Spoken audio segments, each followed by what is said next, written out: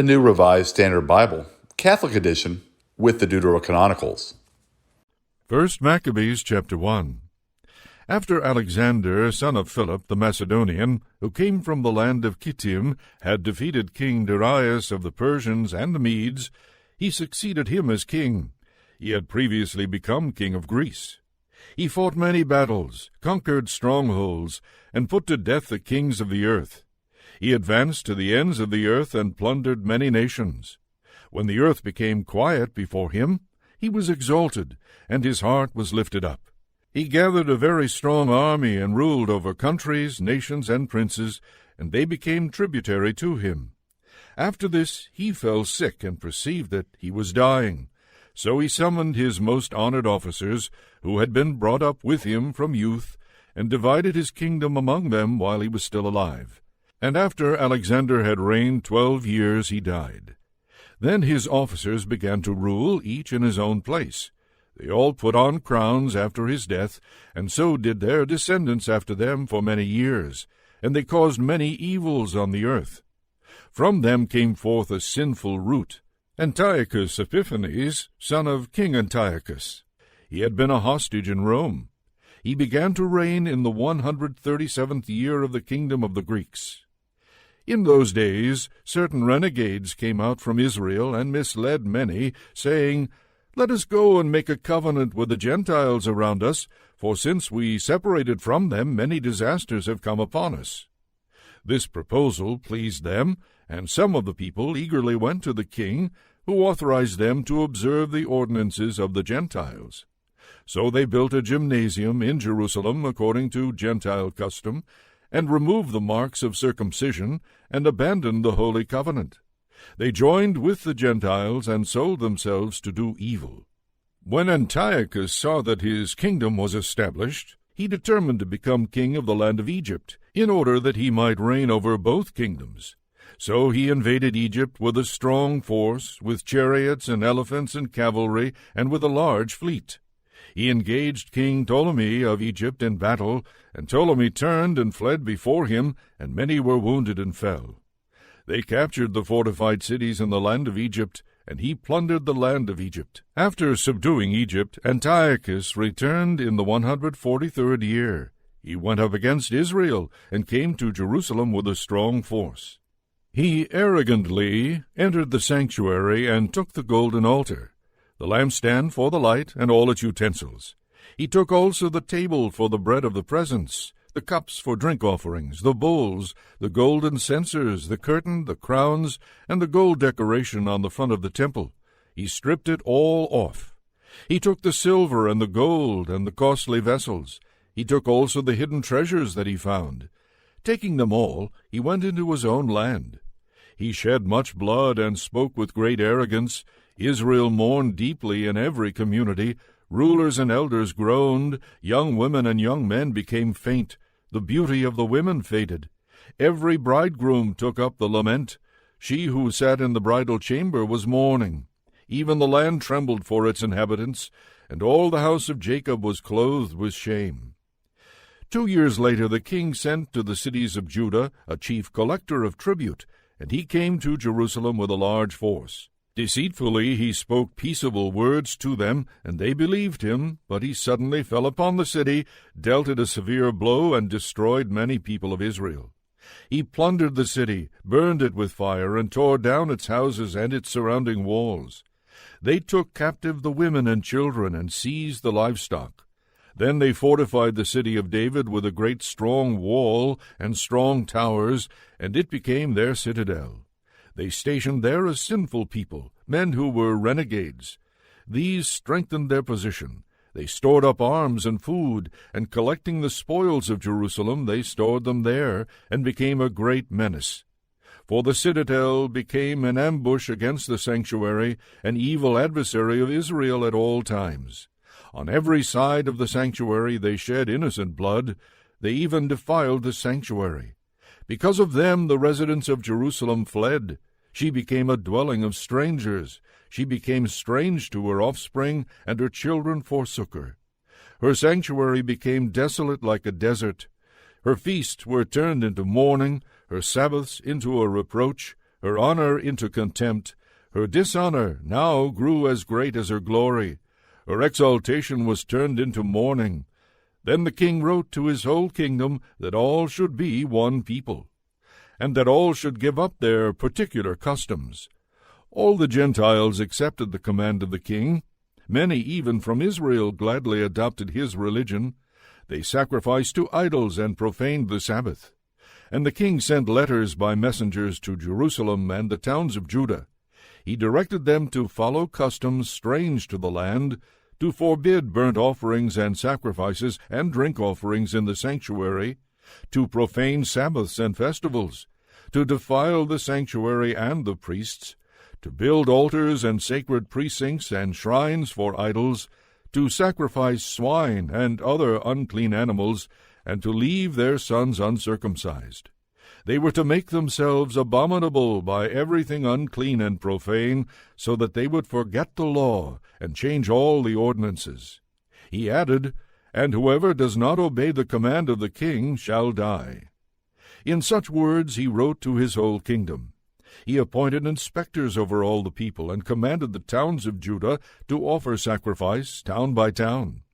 Many of the people, everyone who forsook the law, joined them, and they did evil in the land. They drove Israel into hiding in every place of refuge they had. Now on the 15th day of Kislev, in the 145th year, they erected a desolating sacrilege on the altar of burnt offering. They also built altars in the surrounding towns of Judah, and offered incense at the doors of the houses and in the streets. The books of the law that they found they tore to pieces and burned with fire. Anyone found possessing the book of the covenant, or anyone who adhered to the law, was condemned to death by decree of the king. They kept using violence against Israel, against those who were found month after month in the towns. On the 25th day of the month they offered sacrifice on the altar that was on top of the altar of burnt offering. According to the decree, they put to death the women who had their children circumcised, and their families and those who circumcised them, and they hung the infants from their mothers' necks. But many in Israel stood firm and were resolved in their hearts not to eat unclean food.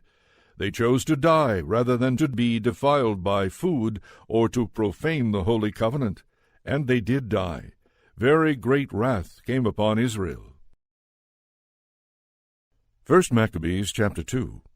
In those days Mattathias, son of John, son of Simeon, a priest of the family of Joarib, moved from Jerusalem and settled in Modin.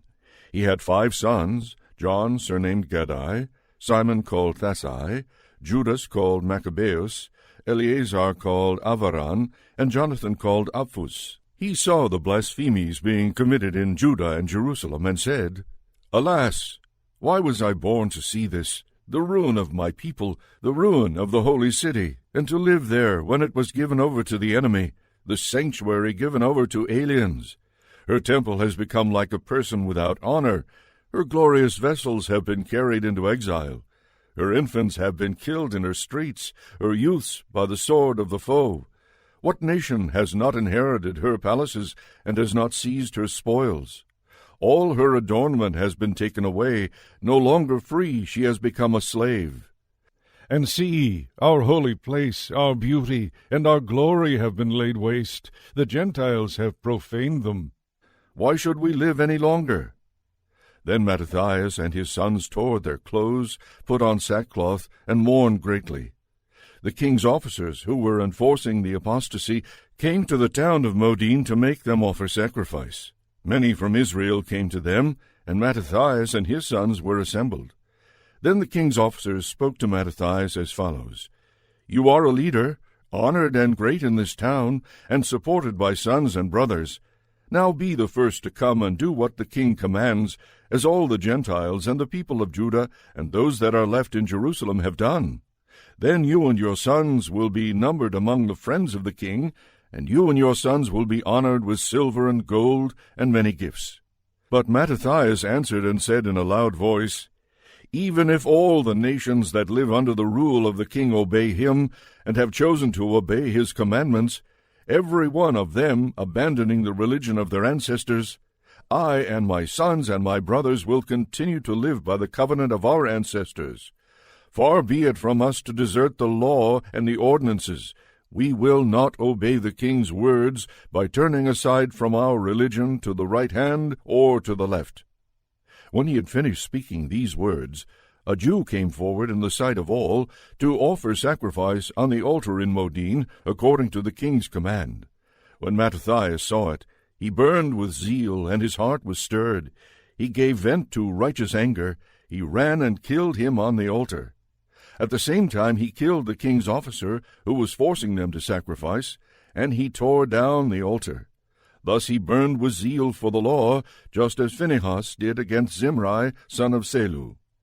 Then Mattathias cried out in the town with a loud voice, saying, "Let everyone who is zealous for the law and supports the covenant come out with me." Then he and his sons fled to the hills and left all that they had in the town. At that time many who were seeking righteousness and justice went down to the wilderness to live there, they, their sons, their wives, and their livestock, because troubles pressed heavily upon them. And it was reported to the king's officers and to the troops in Jerusalem, the city of David, that those who had rejected the king's command had gone down to the hiding places in the wilderness. Many pursued them and overtook them. They encamped opposite them and prepared for battle against them on the Sabbath day. They said to them, "Enough of this. Come out and do what the king commands, and you will live." But they said, "We will not come out, nor will we do what the king commands, and so profane the Sabbath day." Then the enemy quickly attacked them. But they did not answer them, or hurl a stone at them, or block up their hiding places. For they said, "Let us all die in our innocence. Heaven and earth testify for us that you are killing us unjustly." So they attacked them on the Sabbath, and they died, with their wives and children and livestock, to the number of 1,000 persons. When Mattathias and his friends learned of it, they mourned for them deeply, and all said to their neighbors, "If we all do as our kindred have done, and refuse to fight with the Gentiles for our lives and for our ordinances, they will quickly destroy us from the earth."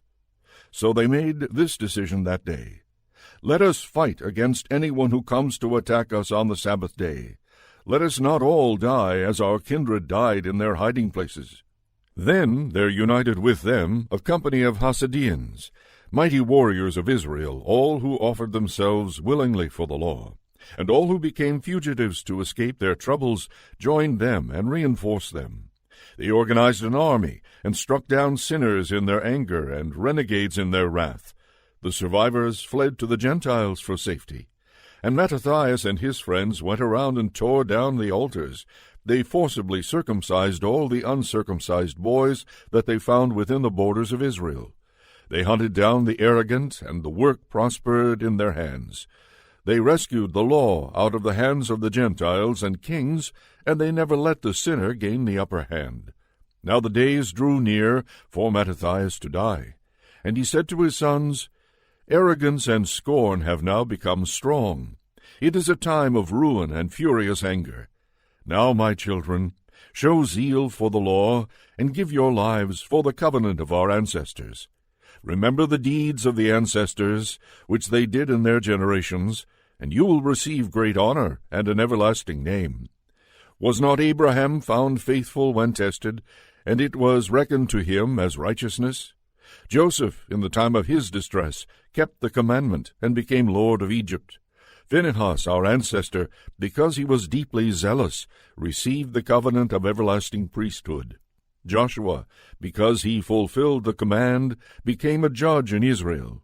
Caleb, because he testified in the assembly, received an inheritance in the land. David, because he was merciful, inherited the throne of the kingdom forever. Elijah, because of great zeal for the law, was taken up into heaven. Hananiah, Azariah, and Mishael believed and were saved from the flame. Daniel, because of his innocence, was delivered from the mouth of the lions. And so observe, from generation to generation, that none of those who put their trust in him will lack strength. Do not fear the words of sinners, for their splendor will turn into dung and worms. Today they will be exalted, but tomorrow they will not be found, because they will have returned to the dust, and their plans will have perished.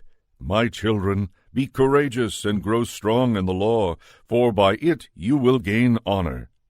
Here is your brother Simeon, who, I know, is wise in counsel. Always listen to him. He shall be your father. Judas Maccabeus has been a mighty warrior from his youth. He shall command the army for you and fight the battle against the peoples. You shall rally around you all who observe the law and avenge the wrong done to your people.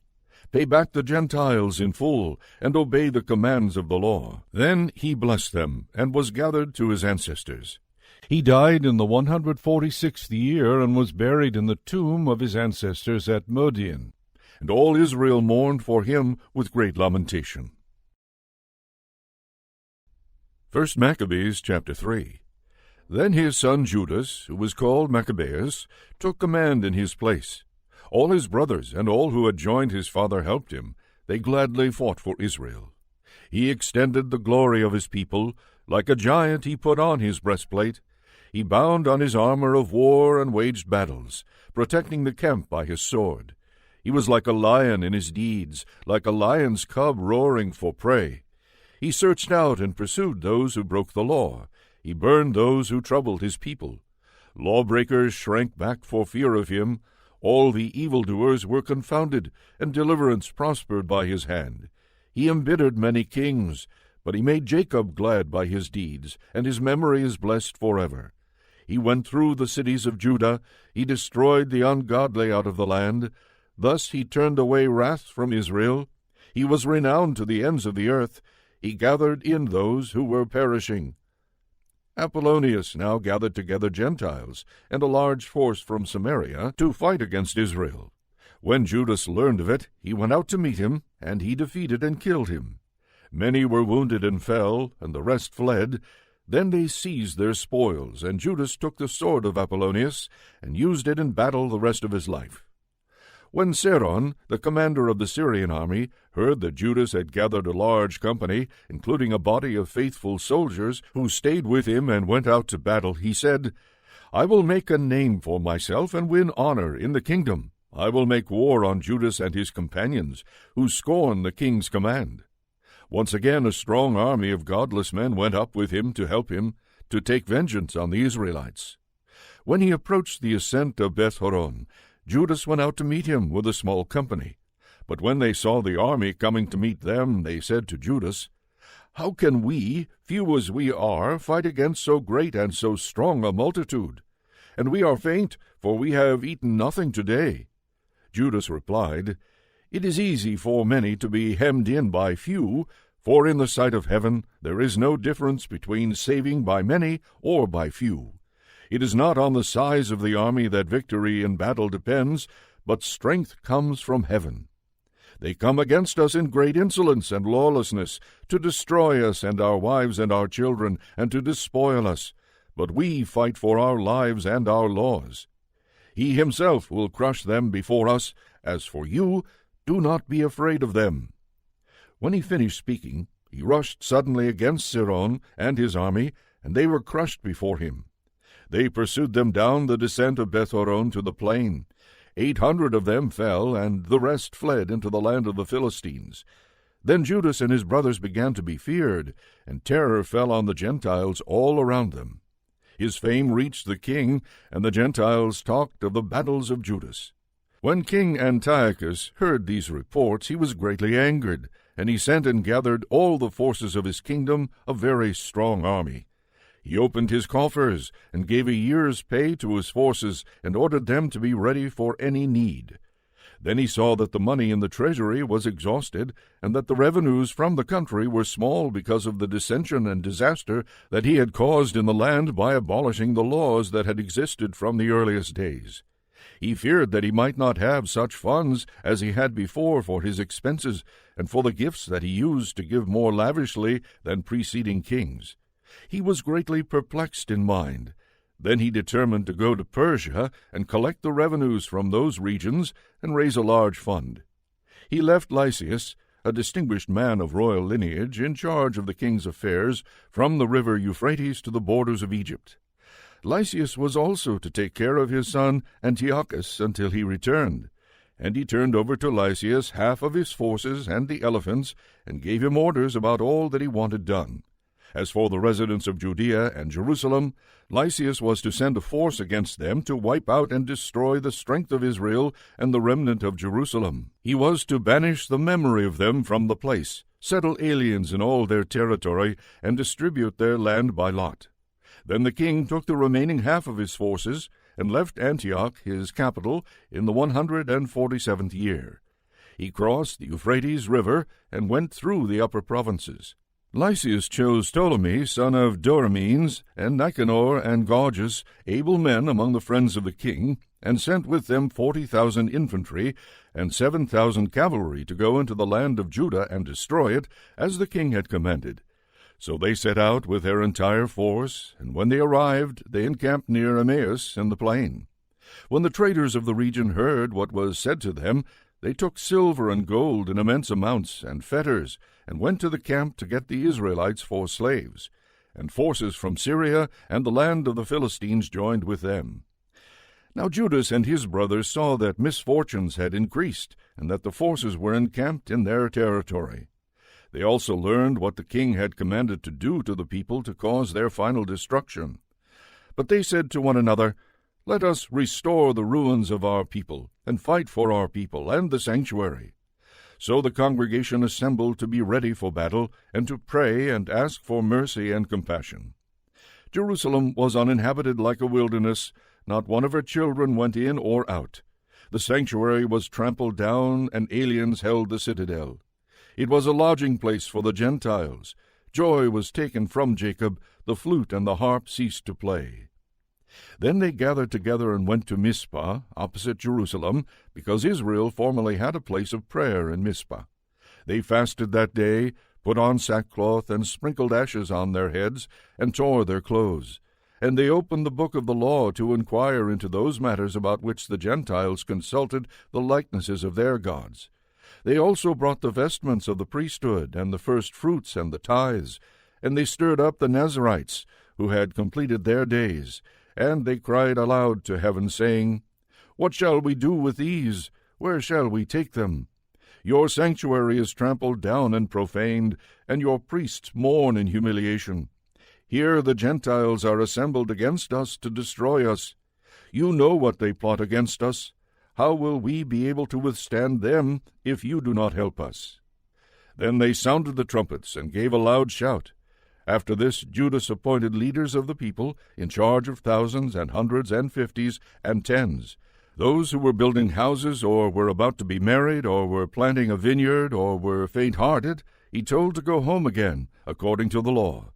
Then the army marched out and encamped to the south of Emmaus. And Judas said, "Arm yourselves and be courageous. Be ready early in the morning to fight with these Gentiles who have assembled against us to destroy us and our sanctuary. It is better for us to die in battle than to see the misfortunes of our nation and of the sanctuary. But as his will in heaven may be, so shall he do." 1 Maccabees, chapter 4. Now Gorgias took 5,000 infantry and 1,000 picked cavalry, and this division moved out by night to fall upon the camp of the Jews and attack them suddenly. Men from the citadel were his guides. But Judas heard of it, and he and his warriors moved out to attack the king's force in Emmaus, while the division was still absent from the camp. When Gorgias entered the camp of Judas by night, he found no one there. So he looked for them in the hills, because he said, "These men are running away from us." At daybreak Judas appeared in the plain with 3,000 men, but they did not have armor and swords such as they desired.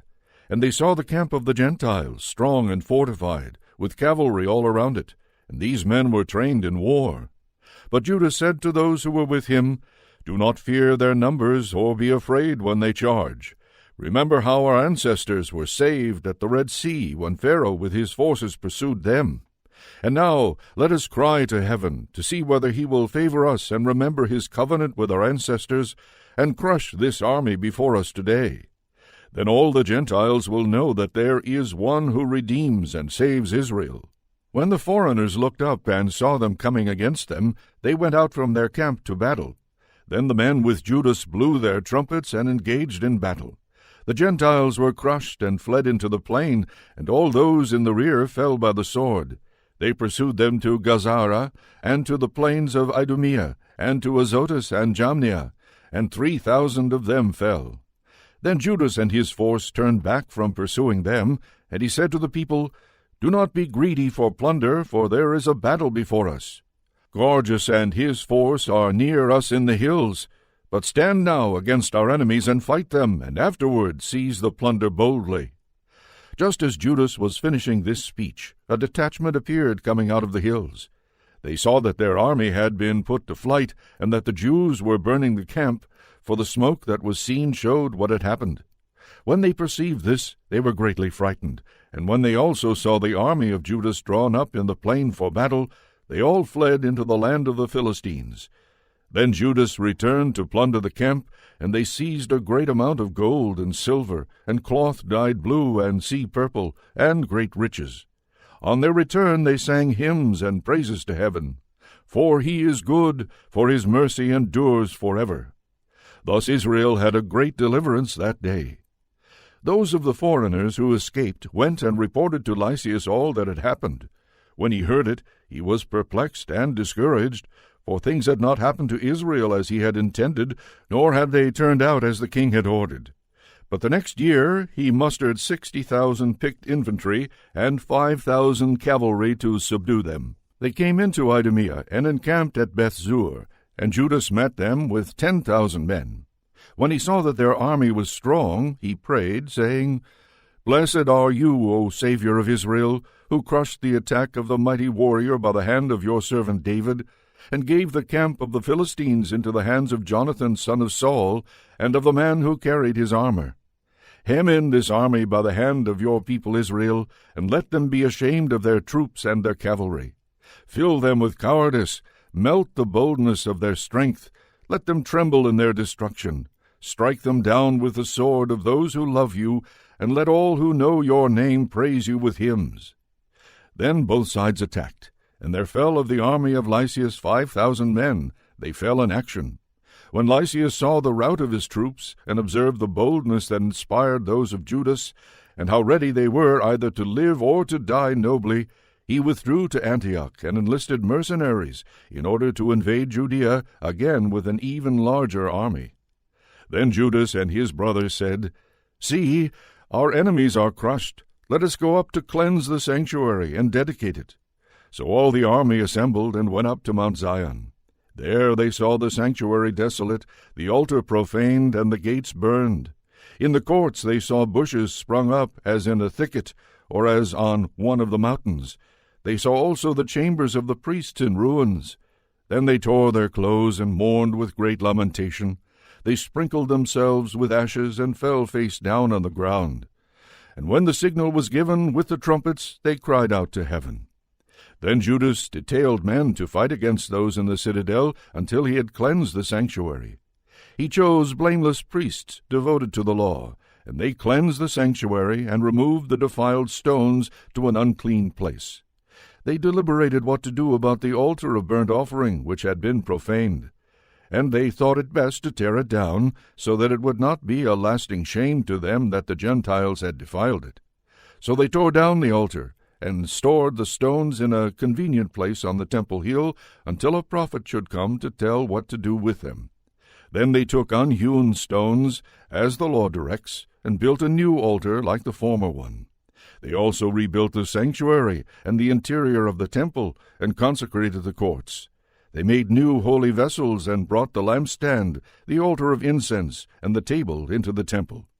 Then they offered incense on the altar and lit the lamps on the lampstand, and these gave light in the temple. They placed the bread on the table and hung up the curtains. Thus they finished all the work they had undertaken.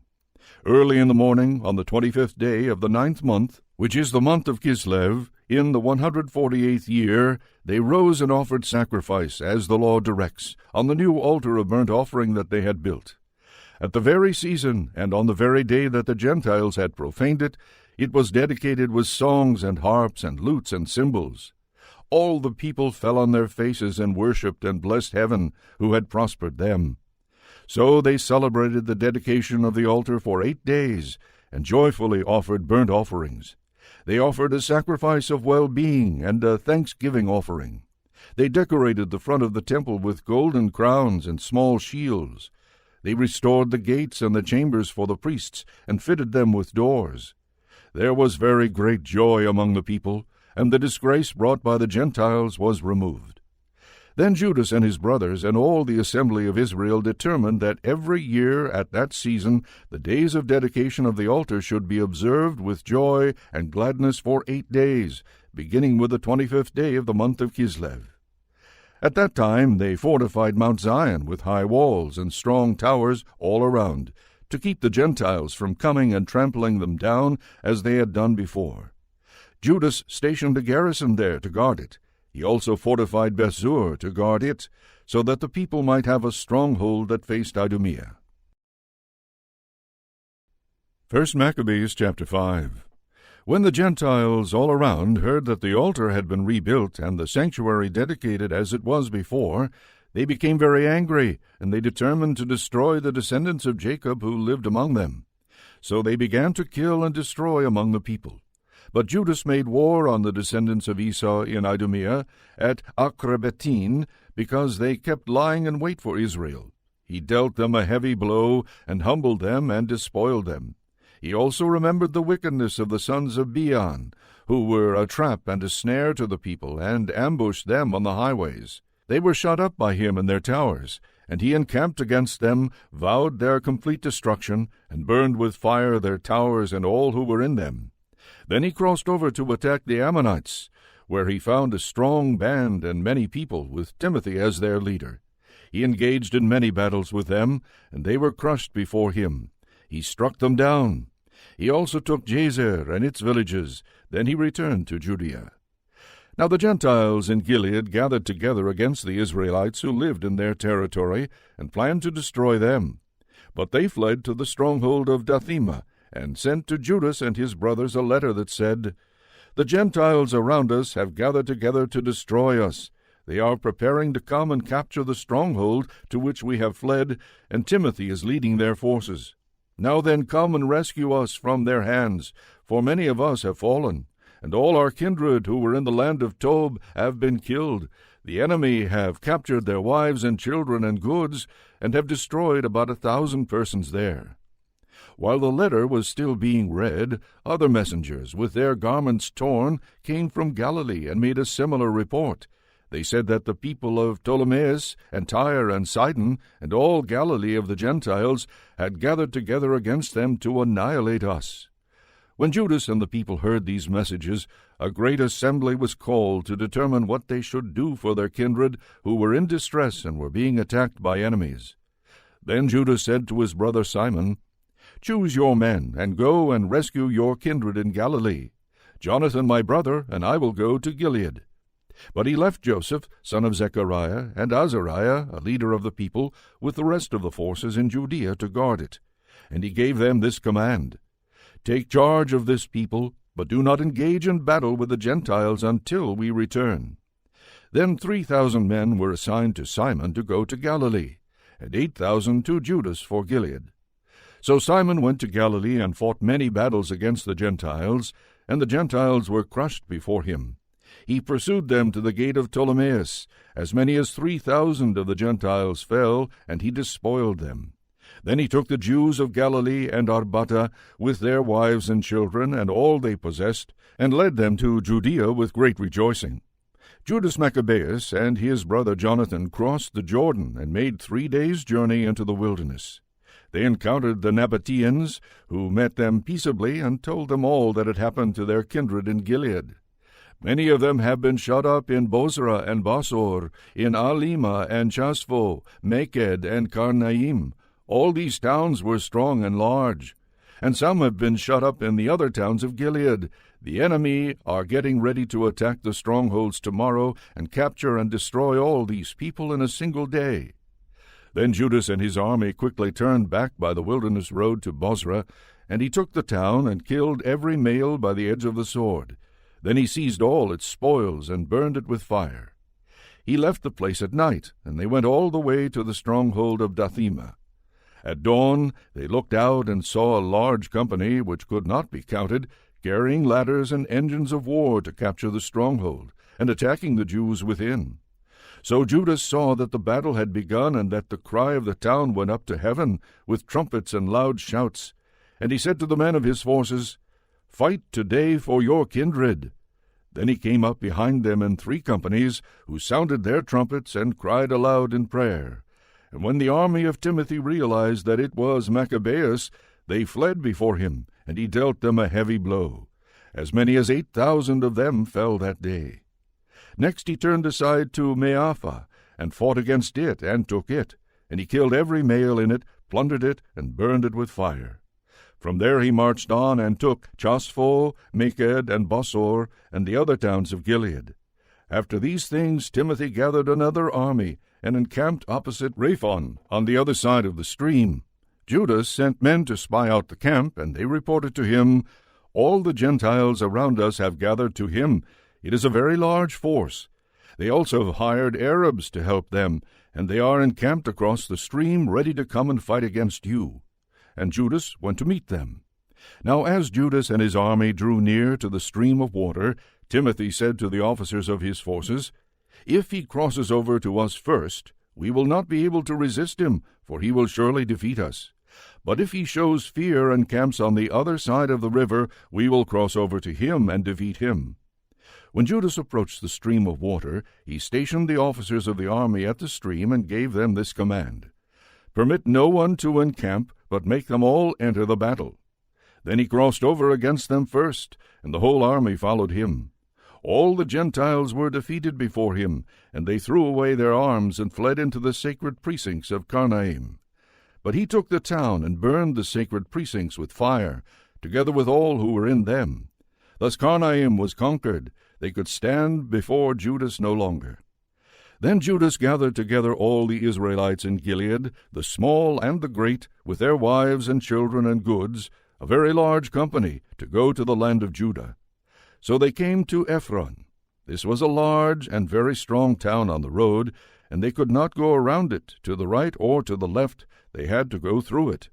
But the people of the town shut them out and blocked up the gates with stones.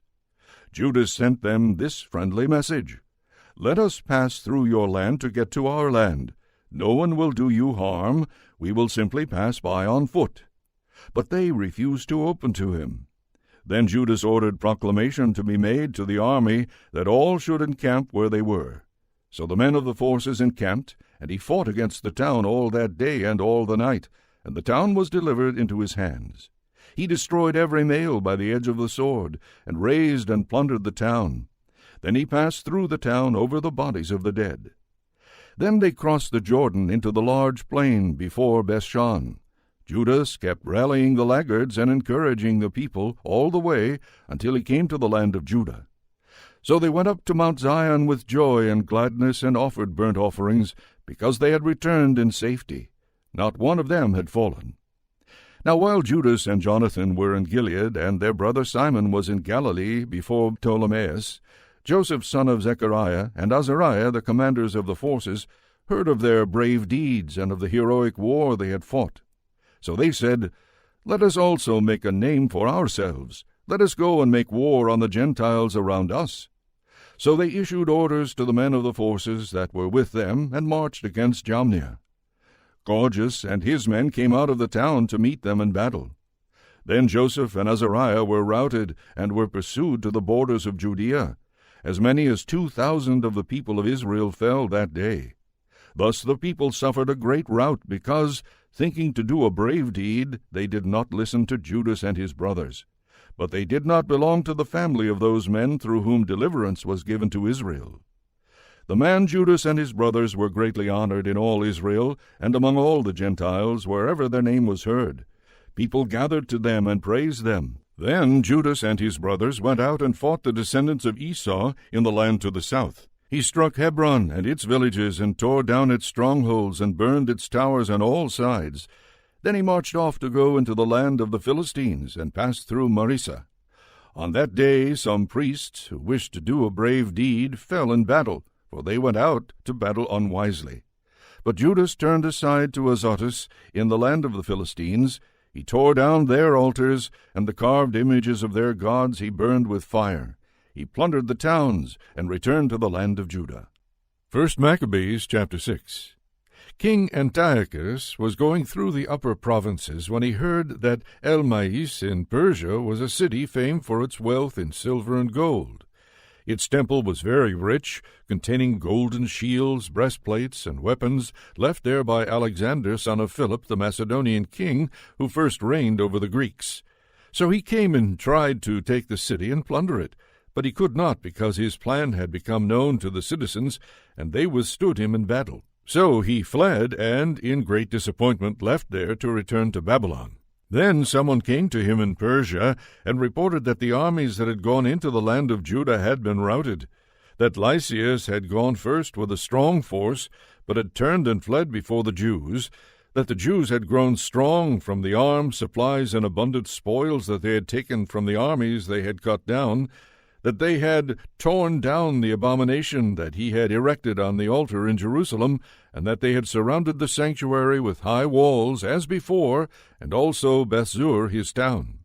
When the king heard this news, he was astounded and badly shaken. He took to his bed and became sick from disappointment, because things had not turned out for him as he had planned. He lay there for many days, because deep disappointment continually gripped him, and he realized that he was dying. So he called all his friends and said to them, "Sleep has departed from my eyes, and I am downhearted with worry. I said to myself, to what distress I have come, and into what a great flood I now am plunged. For I was kind and beloved in my power, but now I remember the wrong I did in Jerusalem. I seized all its vessels of silver and gold, and I sent to destroy the inhabitants of Judah without good reason.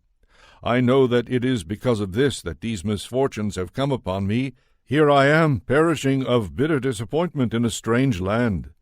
Then he called for Philip, one of his friends, and made him ruler over all his kingdom. He gave him the crown and his robe and the signet, so that he might guide his son Antiochus and bring him up to be king. Thus King Antiochus died there in the 149th year.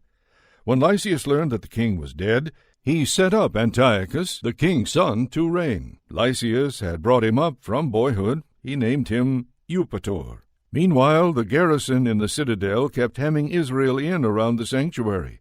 They were trying in every way to harm them and strengthen the Gentiles. Judas therefore resolved to destroy them, and assembled all the people to besiege them. They gathered together and besieged the citadel in the 150th year. And he built siege towers and other engines of war. But some of the garrison escaped from the siege, and some of the ungodly Israelites joined them. They went to the king and said, "How long will you fail to do justice and to avenge our kindred?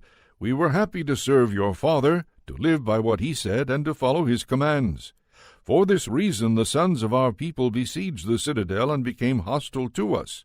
Moreover, they have put to death as many of us as they have caught, and they have seized our inheritances. It is not against us alone that they have stretched out their hands. They have also attacked all the lands on their borders. And see, today they have encamped against the citadel in Jerusalem to take it. They have fortified both the sanctuary and Bethzur. Unless you quickly prevent them, they will do still greater things, and you will not be able to stop them." The king was enraged when he heard this. He assembled all his friends, the commanders of his forces, and those in authority. Mercenary forces also came to him from other kingdoms and from islands of the seas. The number of his forces was 100,000 foot soldiers, 20,000 horsemen, and 32 elephants accustomed to war.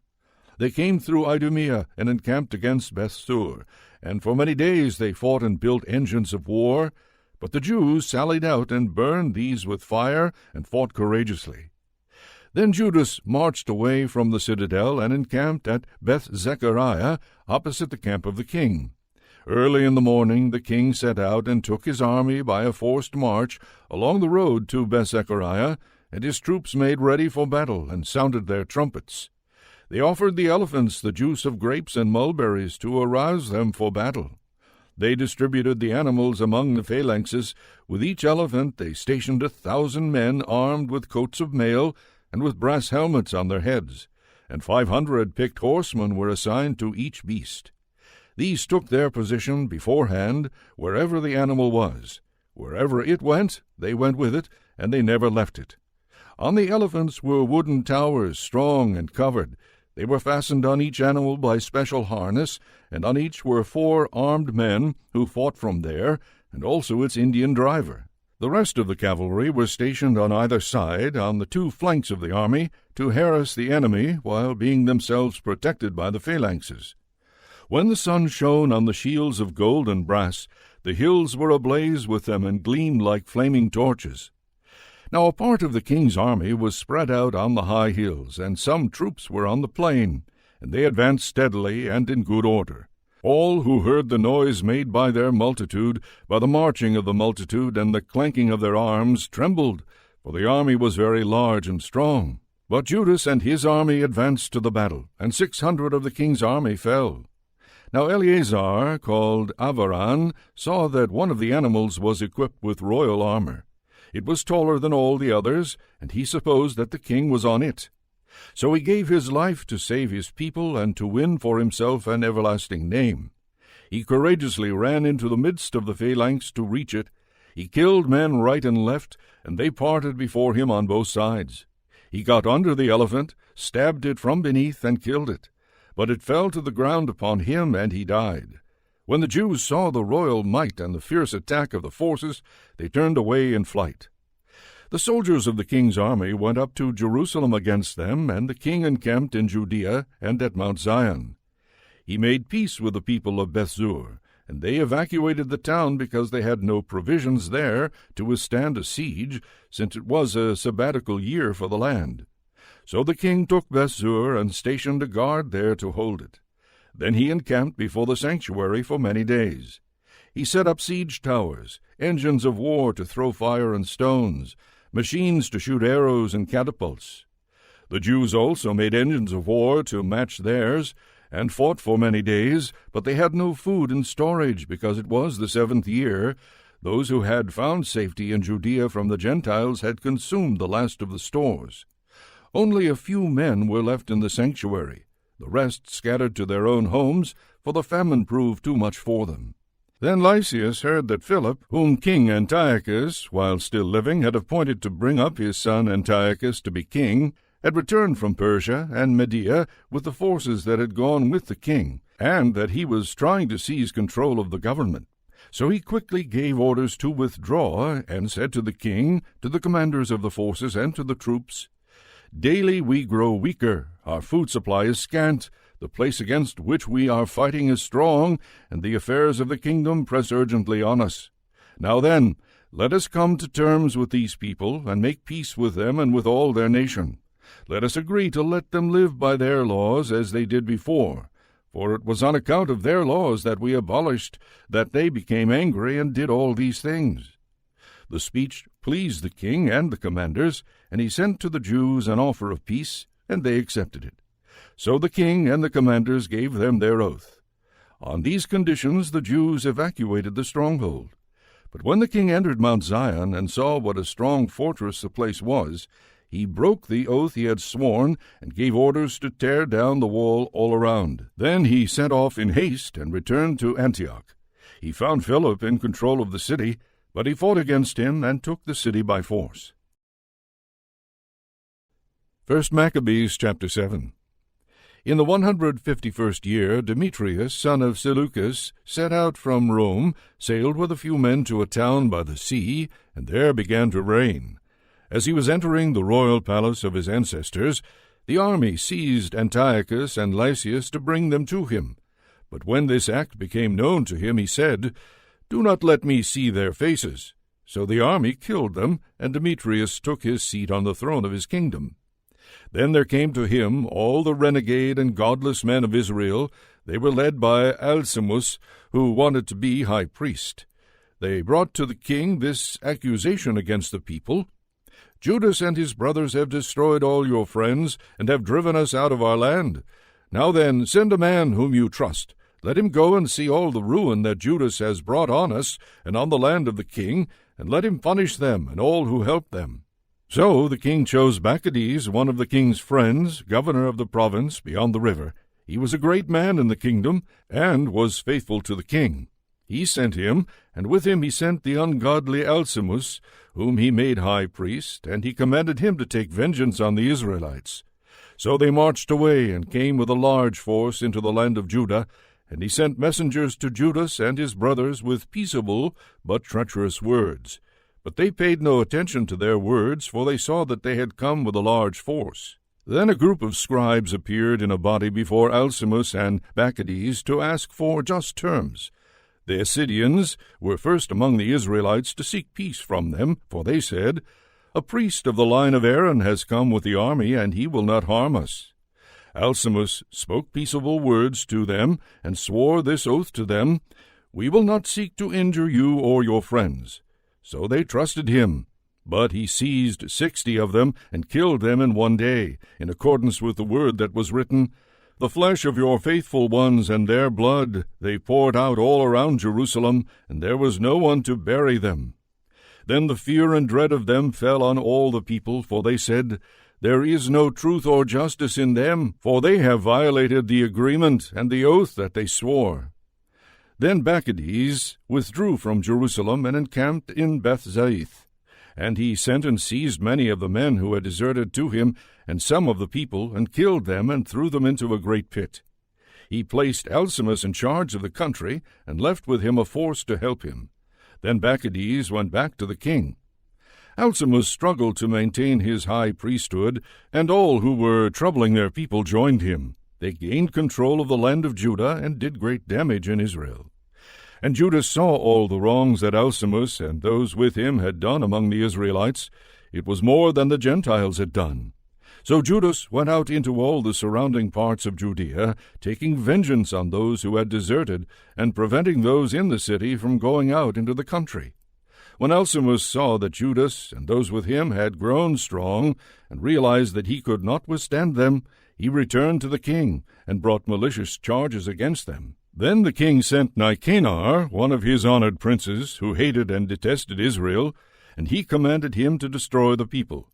So Nicanor came to Jerusalem with a large force, and treacherously sent to Judas and his brothers this peaceable message: "Let there be no fighting between you and me.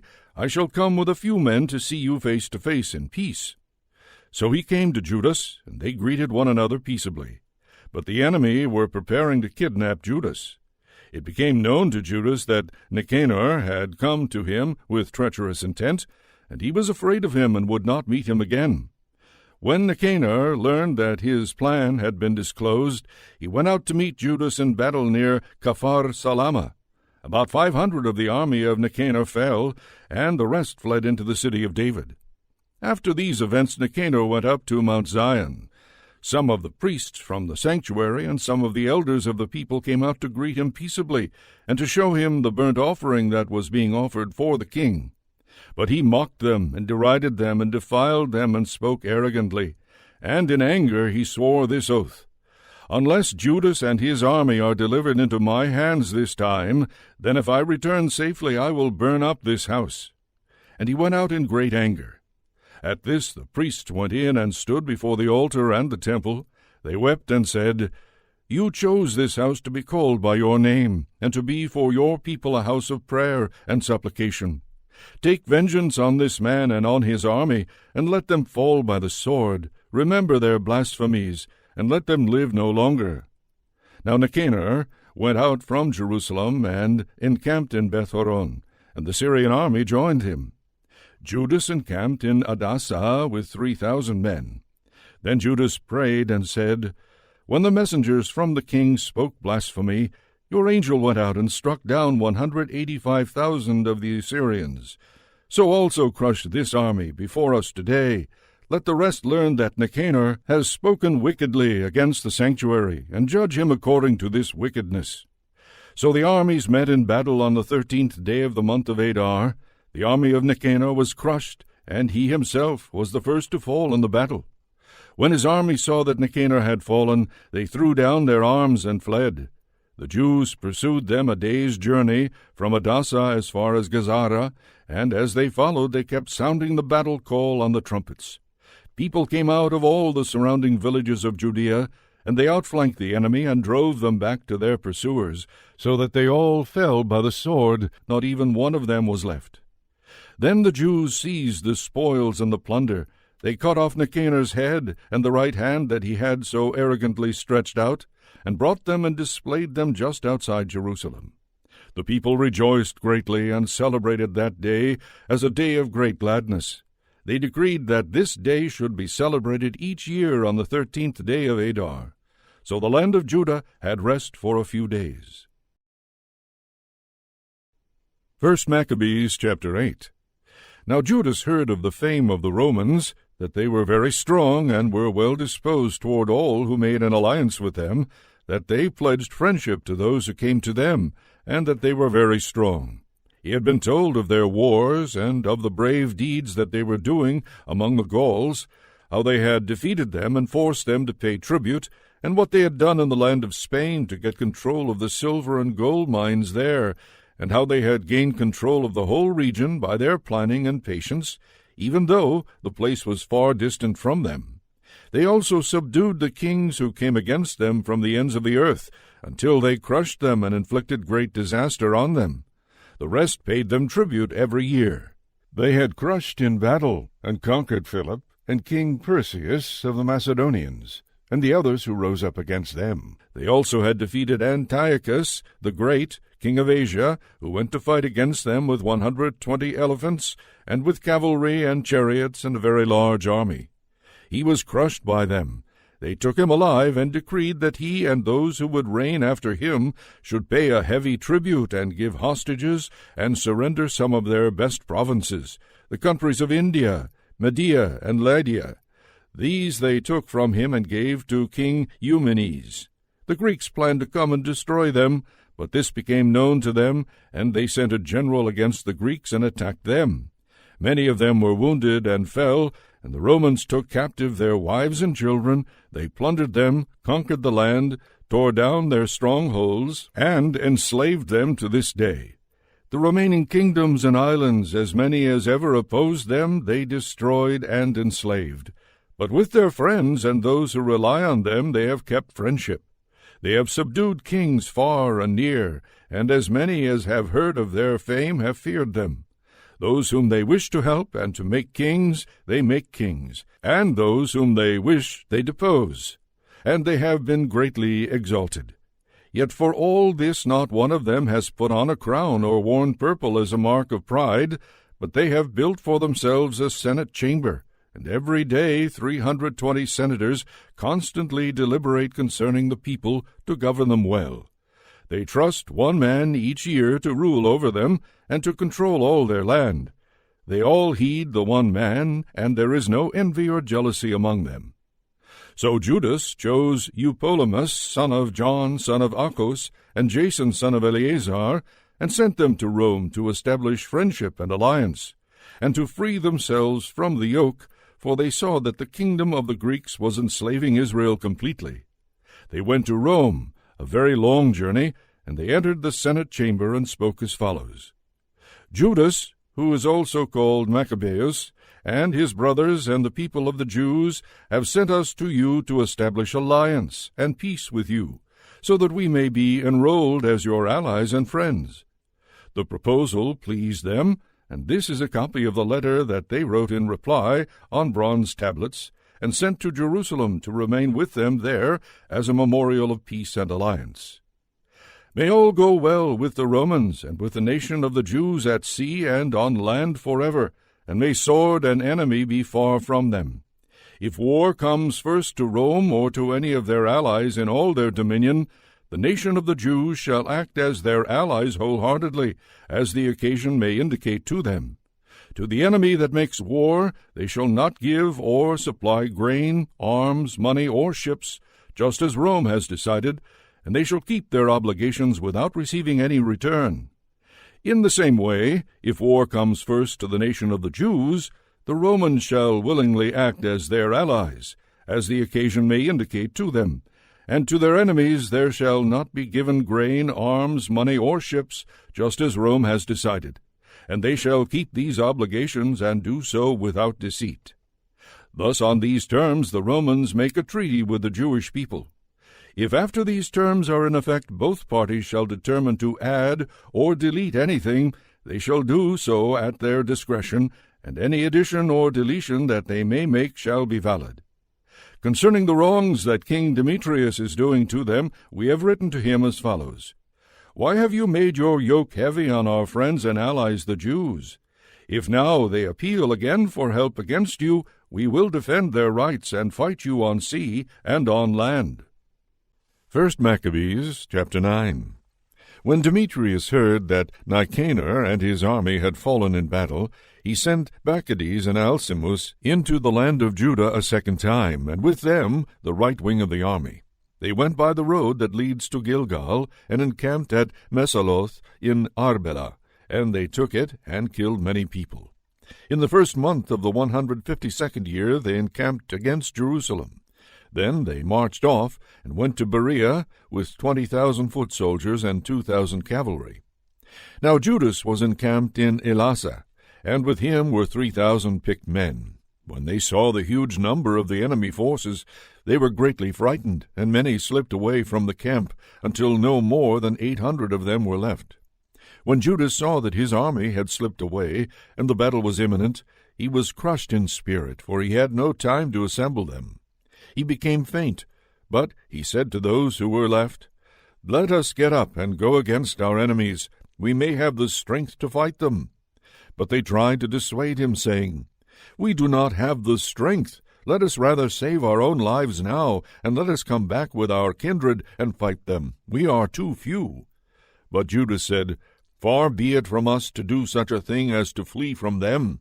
If our time has come, let us die bravely for our kindred, and leave no cause to question our honor. Then the army of Bacchides marched out from the camp, and took its stand for the encounter.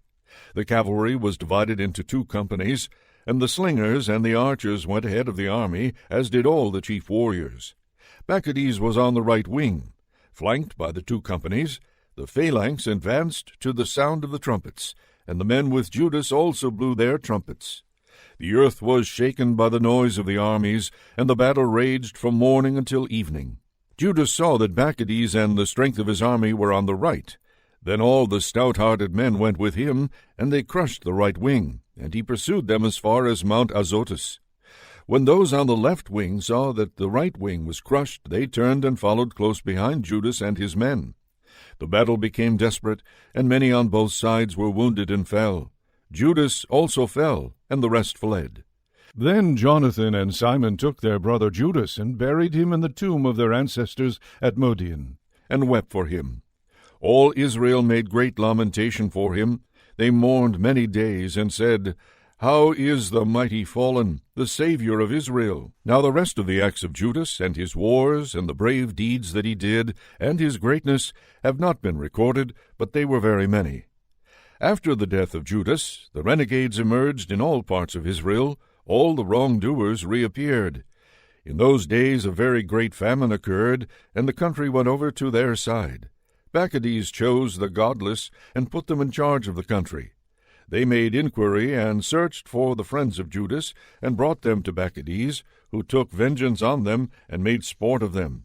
So there was great distress in Israel, such as had not been seen since the time that prophet ceased to appear among them. Then all the friends of Judas assembled, and said to Jonathan, Since the death of your brother Judas, there has been no one like him to go against our enemies and Bacchides, and to deal with those of our nation who hate us. Now therefore we have chosen you today to take his place as our ruler and leader to fight our battle.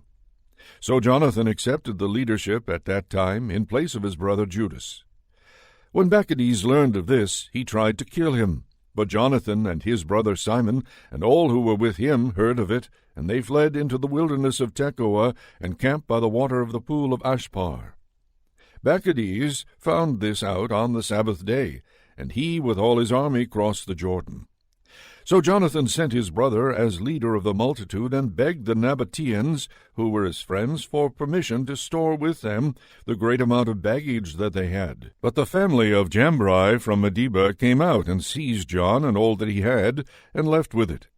After these things it was reported to Jonathan and his brother Simon, "The family of Jambri are celebrating a great wedding, and are conducting the bride, a daughter of one of the great nobles of Canaan, from Nadabath, with a large escort."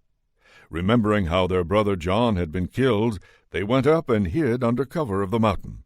They looked out and saw a tumultuous procession with a great amount of baggage, and the bridegroom came out with his friends and his brothers to meet them with tambourines and musicians and many weapons. Then they rushed on them from the ambush and began killing them.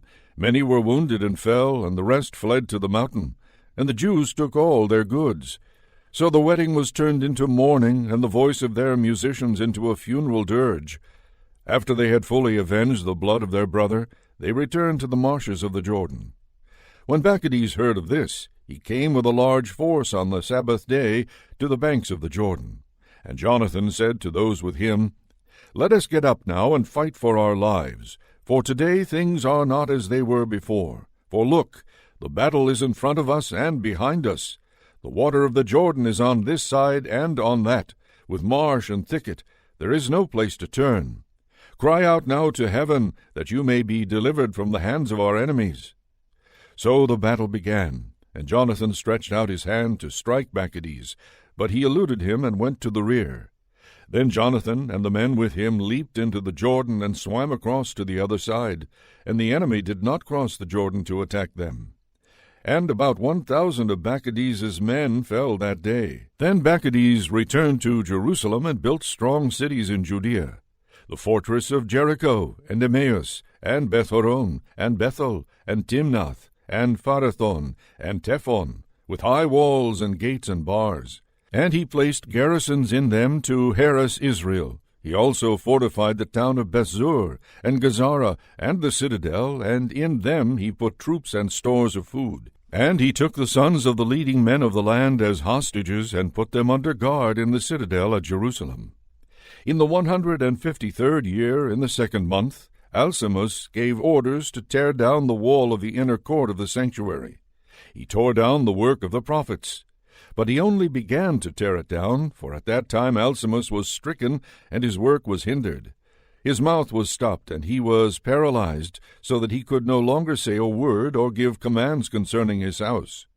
And Alcimus died at that time in great agony. When Bacchides saw that Alcimus was dead, he returned to the king, and the land of Judah had rest for 2 years.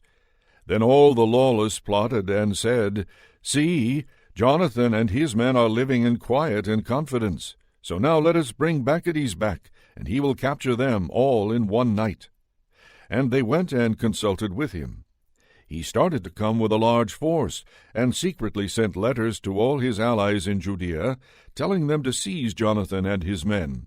But they were unable to do it, because their plan became known. And Jonathan's men seized about 50 of the men of the country who were leaders in this treachery, and killed them. Then Jonathan, with his men, and Simon, withdrew to Bethbasi in the wilderness. He rebuilt the parts of it that had been demolished, and they fortified it. When Bacchides learned of this, he assembled all his forces, and sent orders to the men of Judea. Then he came and encamped against Bethbasi. He fought against it for many days, and made machines of war. But Jonathan left his brother Simon in the town, while he went out into the country, and he went with only a few men. He struck down Odomera and his kindred, and the people of Phaseron in their tents. Then he began to attack, and went into battle with his forces. And Simon and his men sallied out from the town, and set fire to the machines of war. They fought with Bacchides, and he was crushed by them. They pressed him very hard, for his plan and his expedition had been in vain. So he was very angry at the renegades who had counseled him to come into the country, and he killed many of them. Then he decided to go back to his own land. When Jonathan learned of this, he sent ambassadors to him to make peace with him and obtain release of the captives. He agreed, and did as he said, and he swore to Jonathan that he would not try to harm him as long as he lived. He restored to him the captives, whom he had taken previously from the land of Judah. Then he turned and went back to his own land, and did not come again into their territory. Thus the sword ceased from Israel. Jonathan settled in Michmash, and began to judge the people, and he destroyed the godless out of Israel. 1 chapter 10. In the 160th year, Alexander Epiphanes, son of Antiochus, landed and occupied Ptolemais. They welcomed him, and there he began to reign. When King Demetrius heard of it, he assembled a very large army and marched out to meet him in battle. Demetrius sent Jonathan a letter in peaceable words to honor him, for he said to himself, "Let us act first to make peace with him before he makes peace with Alexander against us, for he will remember all the wrongs that we did to him and to his brothers and his nation." So Demetrius gave him authority to recruit troops, to equip them with arms, and to become his ally, and he commanded that the hostages in the citadel should be released to him. Then Jonathan came to Jerusalem and read the letter in the hearing of all the people and of those in the citadel. They were greatly alarmed when they heard that the king had given him authority to recruit troops. But those in the citadel released the hostages to Jonathan, and he returned them to their parents. And Jonathan took up residence in Jerusalem and began to rebuild and restore the city. He directed those who were doing the work to build the walls and encircle Mount Zion with squared stones for better fortification, and they did so. Then the foreigners who were in the strongholds that Maccabees had built fled. All of them left their places and went back to their own lands. Only in Bethzur did some remain who had forsaken the law and the commandments, for it served as a place of refuge. Now King Alexander heard of all the promises that Demetrius had sent to Jonathan, and he heard of the battles that Jonathan and his brothers had fought, of the brave deeds that they had done, and of the troubles that they had endured. So he said, "Shall we find another such man? Come now, we will make him our friend and ally." And he wrote a letter, and sent it to him in the following words: King Alexander, to his brother Jonathan, greetings. We have heard about you, that you are a mighty warrior and worthy to be our friend, and so we have appointed you today to be the high priest of your nation. You are to be called the king's friend, and you are to take our side and keep friendship with us. He also sent him a purple robe and a golden crown. So Jonathan put on the sacred vestments in the 7th month of the 160th year, at the festival of booths, and he recruited troops and equipped them with arms in abundance. When Demetrius heard of these things, he was distressed and said, "What is this that we have done? Alexander has gotten ahead of us in forming a friendship with the Jews to strengthen himself.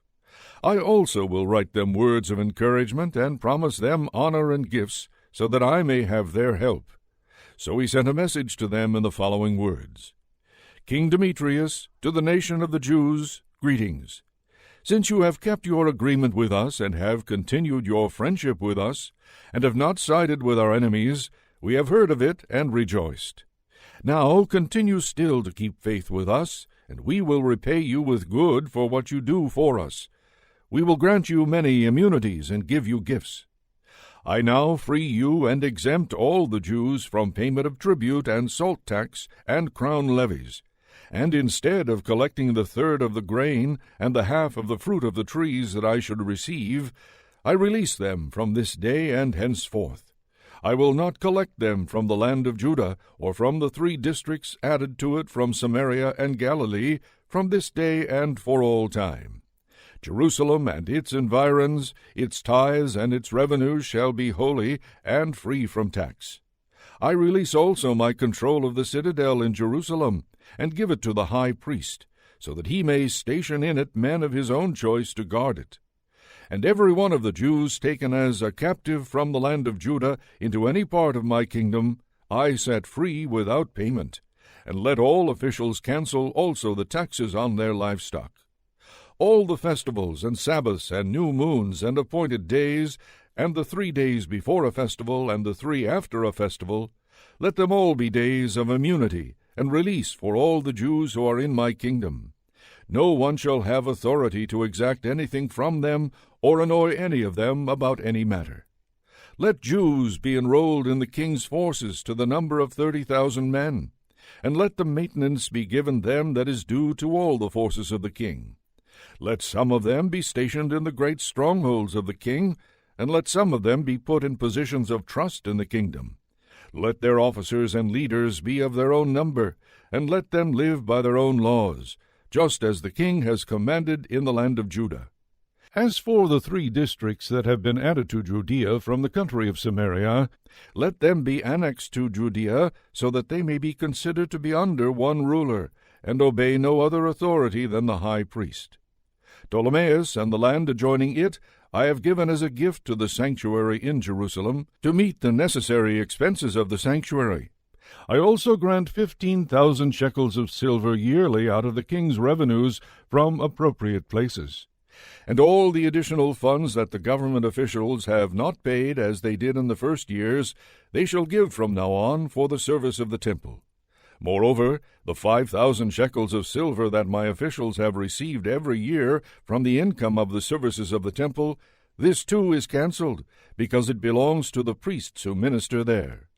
And all who take refuge at the temple in Jerusalem, or in any of its precincts, because they owe money to the king or are in debt, let them be released and receive back all their property in my kingdom.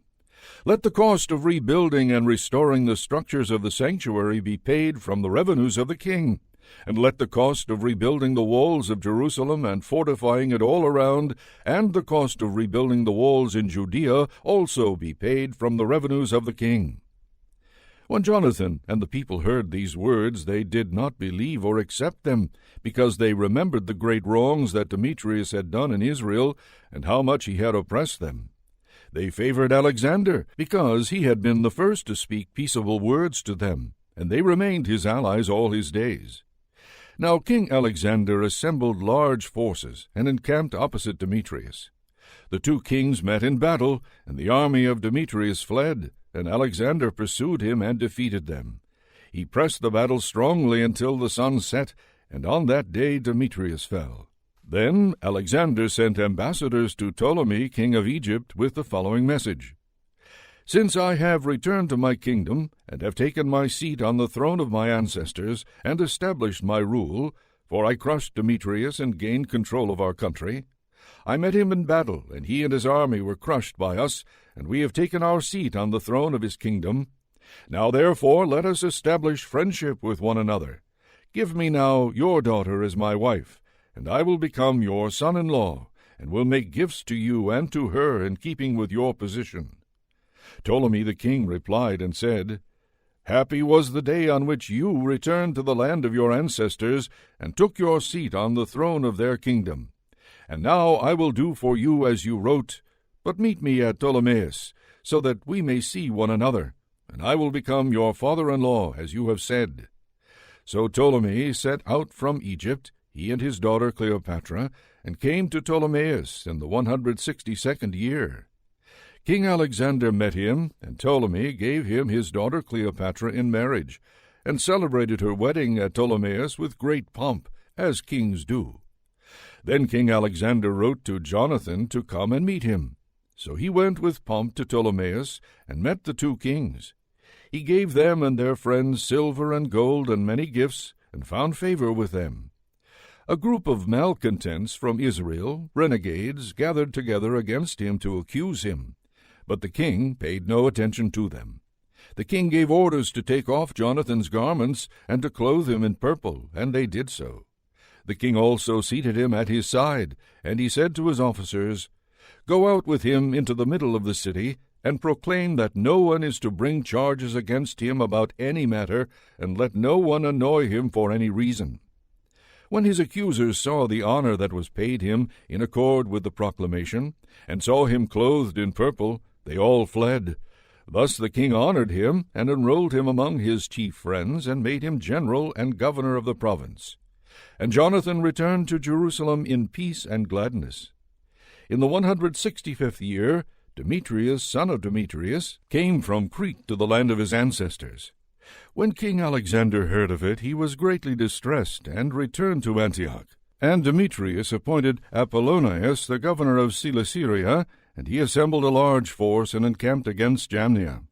Then he sent the following message to the high priest Jonathan: You are the only one to rise up against us, and I have fallen into ridicule and disgrace because of you. Why do you assume authority against us in the hill country? If you now have confidence in your forces, come down to the plain to meet us, and let us match strength with each other there, for I have with me the power of the cities. Ask and learn who I am and who the others are that are helping us. People will tell you that you cannot stand before us, for your ancestors were twice put to flight in their own land. And now you will not be able to withstand my cavalry and such an army in the plain, where there is no stone or pebble or place to flee. When Jonathan heard the words of Apollonius, his spirit was aroused. He chose 10,000 men and set out from Jerusalem, and his brother Simon met him to help him. He encamped before Joppa, but the people of the city closed its gates, for Apollonius had a garrison in Joppa. So they fought against it, and the people of the city became afraid, and opened the gates, and Jonathan gained possession of Joppa. When Apollonius heard of it, he mustered 3,000 cavalry and a large army, and went to Azotus as though he were going farther. At the same time he advanced into the plain, for he had a large troop of cavalry, and put confidence in it. Jonathan pursued him to Azotus, and the armies engaged in battle. Now Apollonius had secretly left 1,000 cavalry behind them. Jonathan learned that there was an ambush behind him, for they surrounded his army and shot arrows at his men from early morning until late afternoon. But his men stood fast, as Jonathan had commanded, and the enemy's horses grew tired. Then Simon brought forward his force and engaged the phalanx in battle, for the cavalry was exhausted. They were overwhelmed by him and fled, and the cavalry was dispersed in the plain. They fled to Azotus and entered Beth-dagon, the temple of their idol, for safety. But Jonathan burned Azotus and the surrounding towns and plundered them, and the temple of Dagon and those who had taken refuge in it he burned with fire. The number of those who fell by the sword, with those burned alive, came to 8,000. Then Jonathan left there and encamped against Askelon, and the people of the city came out to meet him with great pomp. He and those with him then returned to Jerusalem with a large amount of booty. When King Alexander heard of these things, he honored Jonathan still more, and he sent to him a golden buckle, such as it is the custom to give to the king's kinsman. He also gave him Ekron and all its environs as his possession. 1 chapter 11. Then the king of Egypt gathered great forces, like the sand by the seashore, and many ships, and he tried to get possession of Alexander's kingdom by trickery, and add it to his own kingdom. He set out for Syria with peaceable words, and the people of the towns opened their gates to him and went to meet him, for King Alexander had commanded them to meet him, since he was Alexander's father-in-law. But when Ptolemy entered the towns, he stationed forces as a garrison in each town. When he approached Azotus, they showed him the burnt-out temple of Dagon, and Azotus and its suburbs destroyed, and the corpses lying about, and the charred bodies of those whom Jonathan had burned in the war, for they had piled them in heaps along his route. They also told the king what Jonathan had done, to throw blame on him. But the king kept silent. Jonathan met the king at Joppa with pomp, and they greeted one another and spent the night there. And Jonathan went with the king as far as the river called Eleutherus. Then he returned to Jerusalem. So King Ptolemy gained control of the coastal cities as far as Seleucia by the sea, and he kept devising wicked designs against Alexander. He sent envoys to King Demetrius, saying, "Come, let us make a covenant with each other, and I will give you in marriage my daughter, who was Alexander's wife, and you shall reign over your father's kingdom. I now regret that I gave him my daughter, for he has tried to kill me." He threw blame on Alexander because he coveted his kingdom. So he took his daughter away from him and gave her to Demetrius. He was estranged from Alexander, and their enmity became manifest. Then Ptolemy entered Antioch and put on the crown of Asia. Thus he put 2 crowns on his head, the crown of Egypt and that of Asia. Now King Alexander was in Cilicia at that time, because the people of that region were in revolt. When Alexander heard of it, he came against him in battle. Ptolemy marched out and met him with a strong force and put him to flight. So Alexander fled into Arabia to find protection there, and King Ptolemy was triumphant. Zabdiel the Arab cut off the head of Alexander and sent it to Ptolemy. But King Ptolemy died 3 days later, and his troops in the strongholds were killed by the inhabitants of the strongholds. So Demetrius became king in the 167th year. In those days Jonathan assembled the Judeans to attack the citadel in Jerusalem, and he built many engines of war to use against it. But certain renegades who hated their nation went to the king and reported to him that Jonathan was besieging the citadel. When he heard this, he was angry, and as soon as he heard it, he set out and came to Ptolemais. And he wrote Jonathan not to continue the siege, but to meet him for a conference at Ptolemais as quickly as possible. When Jonathan heard this, he gave orders to continue the siege. He chose some of the elders of Israel and some of the priests and put himself in danger, for he went to the king at Ptolemais, taking silver and gold and clothing and numerous other gifts. And he won his favor. Although certain renegades of his nation kept making complaints against him, the king treated him as his predecessors had treated him. He exalted him in the presence of all his friends. He confirmed him in the high priesthood and in as many other honors as he had formerly had, and caused him to be reckoned among his chief friends. Then Jonathan asked the king to free Judea and the 3 districts of Samaria from tribute, and promised him 300 talents. The king consented, and wrote a letter to Jonathan about all these things.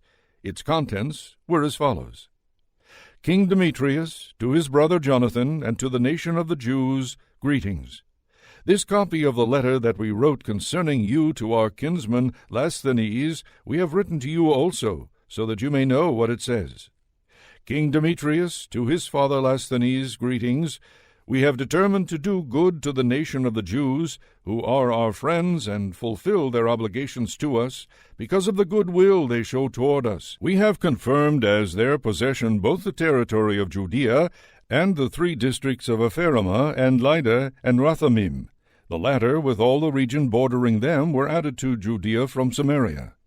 To all those who offer sacrifice in Jerusalem we have granted release from the royal taxes that the king formerly received from them each year, from the crops of the land and the fruit of the trees, and the other payments henceforth due to us of the tithes and the taxes due to us, and the salt pits and the crown taxes due to us. From all these we shall grant them release. And not one of these grants shall be cancelled from this time on forever. Now therefore take care to make a copy of this, and let it be given to Jonathan, and put up in a conspicuous place on the holy mountain. When King Demetrius saw that the land was quiet before him, and that there was no opposition to him, he dismissed all his troops, all of them to their own homes, except the foreign troops that he had recruited from the islands of the nations. So all the troops who had served under his predecessors hated him. A certain Trypho had formerly been one of Alexander's supporters. He saw that all the troops were grumbling against Demetrius, so he went to Amalcui the Arab who was bringing up Antiochus, the young son of Alexander, and insistently urged him to hand Antiochus over to him to become king in place of his father. He also reported to Amalcui what Demetrius had done, and told of the hatred that the troops of Demetrius had for him, and he stayed there many days. Now Jonathan sent to King Demetrius the request that he remove the troops of the citadel from Jerusalem, and the troops in the strongholds, for they kept fighting against Israel. And Demetrius sent this message back to Jonathan: Not only will I do these things for you and your nation, but I will confer great honor on you and your nation if I find an opportunity. Now then, you will do well to send me men who will help me, for all my troops have revolted. So Jonathan sent 3,000 stalwart men to him at Antioch, and when they came to the king rejoiced at their arrival. Then the people of the city assembled within the city, to the number of 120,000, and they wanted to kill the king. But the king fled into the palace. Then the people of the city seized the main streets of the city and began to fight. So the king called the Jews to his aid, and they all rallied around him, and then spread out through the city. And they killed on that day about 100,000. They set fire to the city and seized a large amount of spoil on that day, and saved the king. When the people of the city saw that the Jews had gained control of the city as they pleased, their courage failed, and they cried out to the king with this entreaty: Grant us peace, and make the Jews stop fighting against us and our city. And they threw down their arms and made peace. So the Jews gained glory in the sight of the king and of all the people in his kingdom, and they returned to Jerusalem with a large amount of spoil. So King Demetrius sat on the throne of his kingdom, and the land was quiet before him. But he broke his word about all that he had promised. He became estranged from Jonathan, and did not repay the favors that Jonathan had done him, but treated him very harshly. After this Trypho returned, and with him the young boy Antiochus, who began to reign and put on the crown. All the troops that Demetrius had discharged gathered around him. They fought against Demetrius, and he fled and was routed. Trypho captured the elephants and gained control of Antioch. Then the young Antiochus wrote to Jonathan, saying, I confirm you in the high priesthood, and set you over the 4 districts, and make you one of the king's friends. He also sent him gold plates and a table service, and granted him the right to drink from gold cups, and dress in purple, and wear a gold buckle. He appointed Jonathan's brother Simon governor from the ladder of Tyre to the borders of Egypt. Then Jonathan set out and traveled beyond the river and among the towns, and all the army of Syria gathered to him as allies. When he came to Ashkelon, the people of the city met him and paid him honor. From there he went to Gaza, but the people of Gaza shut him out. So he besieged it and burned its suburbs with fire and plundered them. Then the people of Gaza pleaded with Jonathan, and he made peace with them, and took the sons of their rulers as hostages, and sent them to Jerusalem. And he passed through the country as far as Damascus. Then Jonathan heard that the officers of Demetrius had come to Kadesh in Galilee with a large army, intending to remove him from office. He went to meet them, but left his brother Simon in the country. Simon encamped before Bethzur, and fought against it for many days, and hemmed it in. Then they asked him to grant them terms of peace, and he did so. He removed them from there, took possession of the town, and set a garrison over it. Jonathan and his army encamped by the waters of Gennesaret. Early in the morning they marched to the plain of Hazor, and there in the plain the army of the foreigners met him. They had set an ambush against him in the mountains, but they themselves met him face to face. Then the men in ambush emerged from their places and joined battle. All the men with Jonathan fled. Not one of them was left except Mattathias, son of Absalom, and Judas, son of Chalphi, commanders of the forces of the army. Jonathan tore his clothes, put dust on his head, and prayed. Then he turned back to the battle against the enemy and routed them, and they fled. When his men who were fleeing saw this, they returned to him and joined him in the pursuit as far as Kadesh, to their camp, and there they encamped. As many as 3,000 of the foreigners fell that day, and Jonathan returned to Jerusalem. 1 chapter 12. Now when Jonathan saw that the time was favorable for him, he chose men and sent them to Rome to confirm and renew the friendship with them. He also sent letters to the same effect to the Spartans and to other places. So they went to Rome and entered the Senate chamber and said, The high priest Jonathan and the Jewish nation have sent us to renew the former friendship and alliance with them. And the Romans gave them letters to the people in every place, asking them to provide for the envoys safe conduct to the land of Judah. This is a copy of the letter that Jonathan wrote to the Spartans. The high priest Jonathan, the senate of the nation, the priests, and the rest of the Jewish people, to their brothers the Spartans, greetings. Already in time past a letter was sent to the high priest Onias from Arias, who was king among you, stating that you are our brothers, as the appended copy shows. Onias welcomed the envoy with honor and received the letter, which contained a clear declaration of alliance and friendship. Therefore, though we have no need of these things, since we have as encouragement the holy books that are in our hands, we have undertaken to send to renew our family ties and friendship with you, so that we may not become estranged from you, for considerable time has passed since you sent your letter to us. We therefore remember you constantly on every occasion, both at our festivals and on other appropriate days, at the sacrifices that we offer and in our prayers, as it is right and proper to remember brothers. And we rejoice in your glory. But as for ourselves, many trials and many wars have encircled us. The kings around us have waged war against us. We were unwilling to annoy you and our other allies and friends with these wars, for we have the help that comes from heaven for our aid, and so we were delivered from our enemies, and our enemies were humbled. We therefore have chosen Numenius, son of Antiochus, and Antipater, son of Jason, and have sent them to Rome to renew our former friendship and alliance with them. We have commanded them to go also to you and greet you and deliver to you this letter from us concerning the renewal of our family ties. And now, please send us a reply to this. This is a copy of the letter that they sent to Onias. King Arius of the Spartans, to the high priest Onias, greetings. It has been found in writing concerning the Spartans and the Jews that they are brothers and are of the family of Abraham. And now that we have learned this, please write us concerning your welfare. We, on our part, write to you that your livestock and your property belong to us, and ours belong to you. We therefore command that our envoys report to you accordingly. Now Jonathan heard that the commanders of Demetrius had returned with a larger force than before to wage war against him. So he marched away from Jerusalem and met them in the region of Hamath, for he gave them no opportunity to invade his own country. He sent spies to their camp, and they returned and reported to him that the enemy were being drawn up in formation to attack the Jews by night. So when the sun had set, Jonathan commanded his troops to be alert and to keep their arms at hand so as to be ready all night for battle, and he stationed outposts around the camp. When the enemy heard that Jonathan and his troops were prepared for battle, they were afraid and were terrified at heart. So they kindled fires in their camp and withdrew. But Jonathan and his troops did not know it until morning, for they saw the fires burning. Then Jonathan pursued them, but he did not overtake them, for they had crossed the Eleutherus river.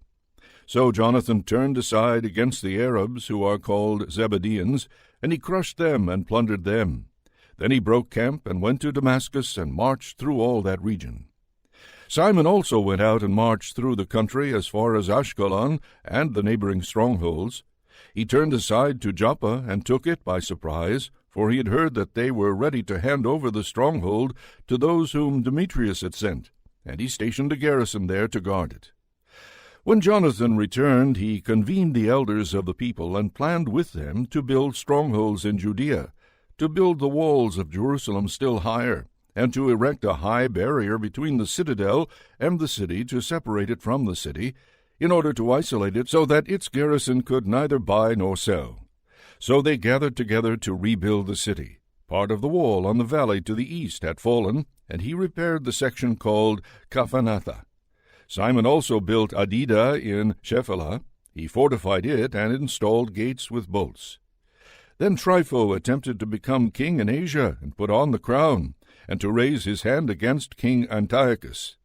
He feared that Jonathan might not permit him to do so, but might make war on him. So he kept seeking to seize and kill him, and he marched out and came to Bethshan. Jonathan went out to meet him with 40,000 picked warriors, and he came to Bethshan. When Trypho saw that he had come with a large army, he was afraid to raise his hand against him. So he received him with honor and commended him to all his friends, and he gave him gifts and commanded his friends and his troops to obey him as they would himself. Then he said to Jonathan, "Why have you put all these people to so much trouble when we are not at war? Dismiss them now to their homes, and choose for yourself a few men to stay with you, and come with me to Ptolemais. I will hand it over to you, as well as the other strongholds and the remaining troops and all the officials, and will turn around and go home. For that is why I am here." Jonathan trusted him and did as he said. He sent away the troops, and they returned to the land of Judah. He kept with himself 3,000 men, 2,000 of whom he left in Galilee, while 1,000 accompanied him. But when Jonathan entered Ptolemais, the people of Ptolemais closed the gates and seized him, and they killed with the sword all who had entered with him. Then Trypho sent troops and cavalry into Galilee and the great plain to destroy all Jonathan's soldiers. But they realized that Jonathan had been seized and had perished along with his men, and they encouraged one another and kept marching in close formation ready for battle. When their pursuers saw that they would fight for their lives, they turned back. So they all reached the land of Judah safely, and they mourned for Jonathan and his companions, and were in great fear. And all Israel mourned deeply. All the nations around them tried to destroy them, for they said, "They have no leader or helper. Now, therefore, let us make war on them, and blot out the memory of them from humankind. 1 Maccabees chapter 13. Simon heard that Trypho had assembled a large army to invade the land of Judah and destroy it, and he saw that the people were trembling with fear. So he went up to Jerusalem, and gathering the people together, he encouraged them, saying to them, You yourselves know what great things my brothers and I and the house of my father have done for the laws and the sanctuary. You know also the wars and the difficulties that my brothers and I have seen. By reason of this all my brothers have perished for the sake of Israel, and I alone am left. And now, far be it from me to spare my life in any time of distress, for I am not better than my brothers. But I will avenge my nation, and the sanctuary, and your wives and children, for all the nations have gathered together out of hatred to destroy us. The spirit of the people was rekindled when they heard these words, and they answered in a loud voice, You are our leader in place of Judas and your brother Jonathan. Fight our battles, and all that you say to us we will do. So he assembled all the warriors and hurried to complete the walls of Jerusalem, and he fortified it on every side. He sent Jonathan, son of Absalom, to Joppa, and with him a considerable army. He drove out its occupants and remained there. Then Trypho left Ptolemais with a large army to invade the land of Judah, and Jonathan was with him under guard. Simon encamped in Adida, facing the plain. Trypho learned that Simon had risen up in place of his brother Jonathan, and that he was about to join battle with him. So he sent envoys to him and said, It is for the money that your brother Jonathan owed the royal treasury, in connection with the offices he held, that we are detaining him. Send now 100 talents of silver and 2 of his sons as hostages, so that when released he will not revolt against us, and we will release him. Simon knew that they were speaking deceitfully to him, but he sent to get the money and the sons, so that he would not arouse great hostility among the people, who might say, It was because Simon did not send him the money and the sons that Jonathan perished. So he sent the sons and the 100 talents, but Trypho broke his word and did not release Jonathan. After this Trypho came to invade the country and destroy it, and he circled around by the way to Adora. But Simon and his army kept marching along opposite him to every place he went. Now the men in the citadel kept sending envoys to Trypho, urging him to come to them by way of the wilderness, and to send them food. So Trypho got all his cavalry ready to go, but that night a very heavy snow fell, and he did not go because of the snow. He marched off and went into the land of Gilead. When he approached Basgamah, he killed Jonathan, and he was buried there. Then Trypho turned and went back to his own land. Simon sent and took the bones of his brother Jonathan, and buried him in Modin, the city of his ancestors. All Israel bewailed him with great lamentation, and mourned for him many days. And Simon built a monument over the tomb of his father and his brothers. He made it high so that it might be seen, with polished stone at the front and back. He also erected 7 pyramids, opposite one another, for his father and mother and 4 brothers. For the pyramids he devised an elaborate setting, erecting about them great columns, and on the columns he put suits of armor for a permanent memorial. And beside the suits of armor he carved ships, so that they could be seen by all who sail the sea.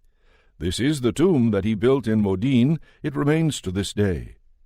Trypho dealt treacherously with the young king Antiochus. He killed him and became king in his place, putting on the crown of Asia, and he brought great calamity on the land. But Simon built up the strongholds of Judea, and walled them all around, with high towers and great walls and gates and bolts, and he stored food in the strongholds. Simon also chose emissaries, and sent them to King Demetrius, with a request to grant relief to the country, for all that Trypho did was to plunder. King Demetrius sent him a favorable reply to this request, and wrote him a letter as follows.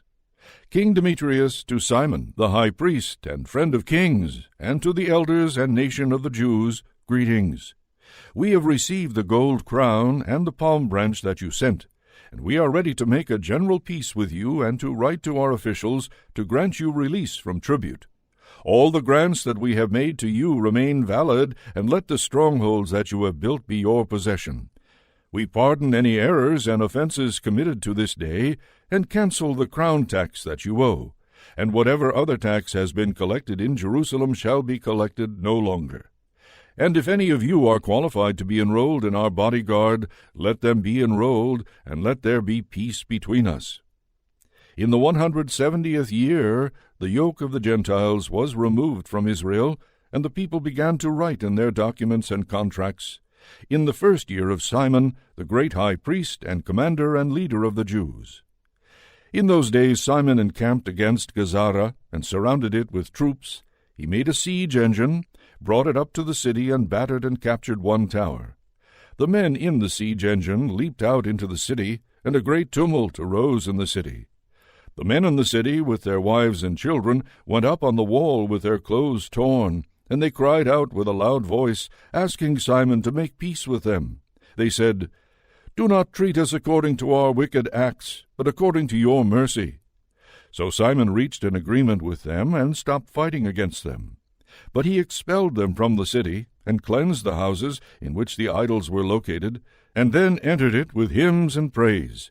He removed all uncleanness from it, and settled in it those who observed the law.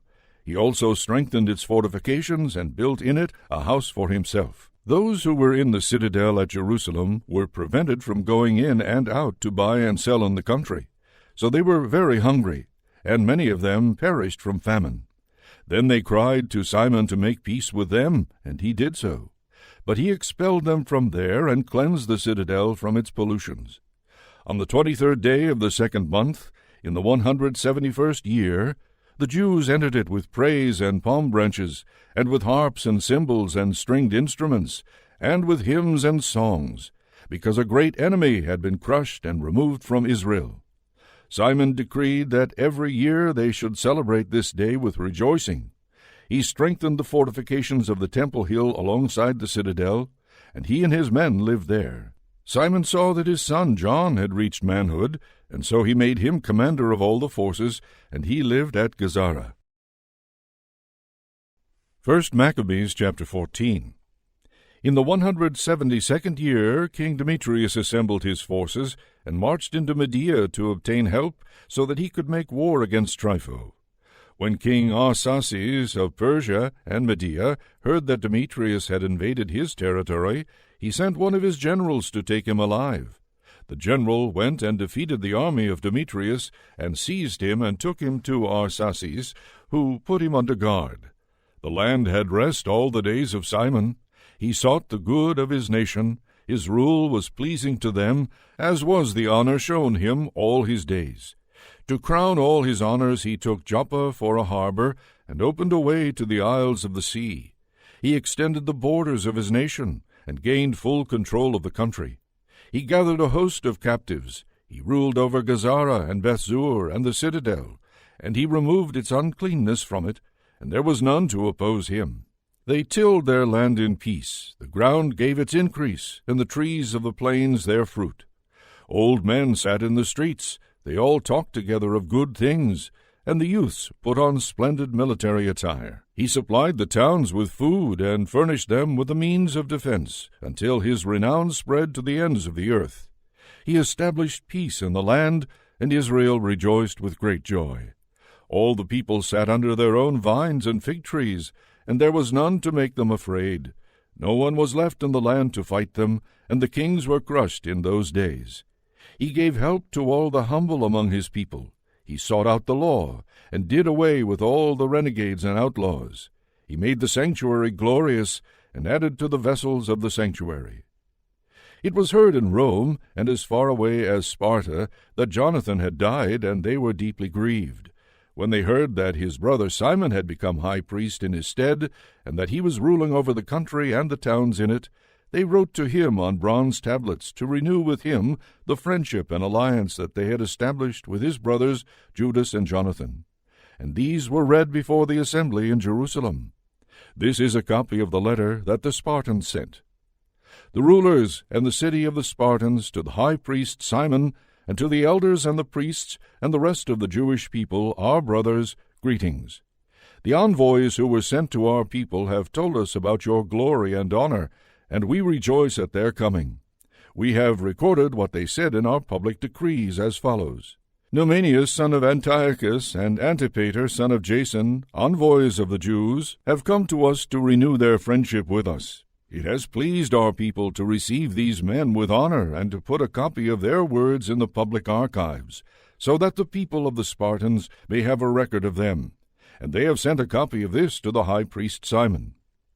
After this, Simon sent Numenius to Rome with a large gold shield weighing 1,000 minas to confirm the alliance with the Romans. When the people heard these things, they said, "How shall we thank Simon and his sons? For he and his brothers and the house of his father have stood firm. They have fought and repulsed Israel's enemies and established its freedom." So they made a record on bronze tablets and put it on pillars on Mount Zion. This is a copy of what they wrote. On the 18th day of Elul, in the 172nd year, which is the 3rd year of the great high priest Simon, in Asaromel, in the great assembly of the priests and the people and the rulers of the nation and elders of the country, the following was proclaimed to us. Since wars often occurred in the country, Simon, son of Mattathias, a priest of the sons of Joarib, and his brothers, exposed themselves to danger and resisted the enemies of their nation, in order that their sanctuary and the law might be preserved. And they brought great glory to their nation. Jonathan rallied the nation, became their high priest, and was gathered to his people. When their enemies decided to invade their country and lay hands on their sanctuary, then Simon rose up and fought for his nation. He spent great sums of his own money. He armed the soldiers of his nation and paid them wages. He fortified the towns of Judea and Bethsur on the borders of Judea, where formerly the arms of the enemy had been stored, and he placed there a garrison of Jews. He also fortified Joppa, which is by the sea, and Gazara, which is on the borders of Azotus, where the enemy formerly lived. He settled Jews there, and provided in those towns whatever was necessary for their restoration. The people saw Simon's faithfulness and the glory that he had resolved to win for his nation, and they made him their leader and high priest, because he had done all these things, and because of the justice and loyalty that he had maintained toward his nation. He sought in every way to exalt his people. In his days things prospered in his hands, so that the Gentiles were put out of the country, as were also those in the city of David in Jerusalem, who had built themselves a citadel from which they used to sally forth and defile the environs of the sanctuary, doing great damage to its purity. He settled Jews in it, and fortified it for the safety of the country and of the city, and built the walls of Jerusalem higher. In view of these things, King Demetrius confirmed him in the high priesthood, made him one of his friends, and paid him high honors. For he had heard that the Jews were addressed by the Romans as friends and allies and brothers, and that the Romans had received the envoys of Simon with honor.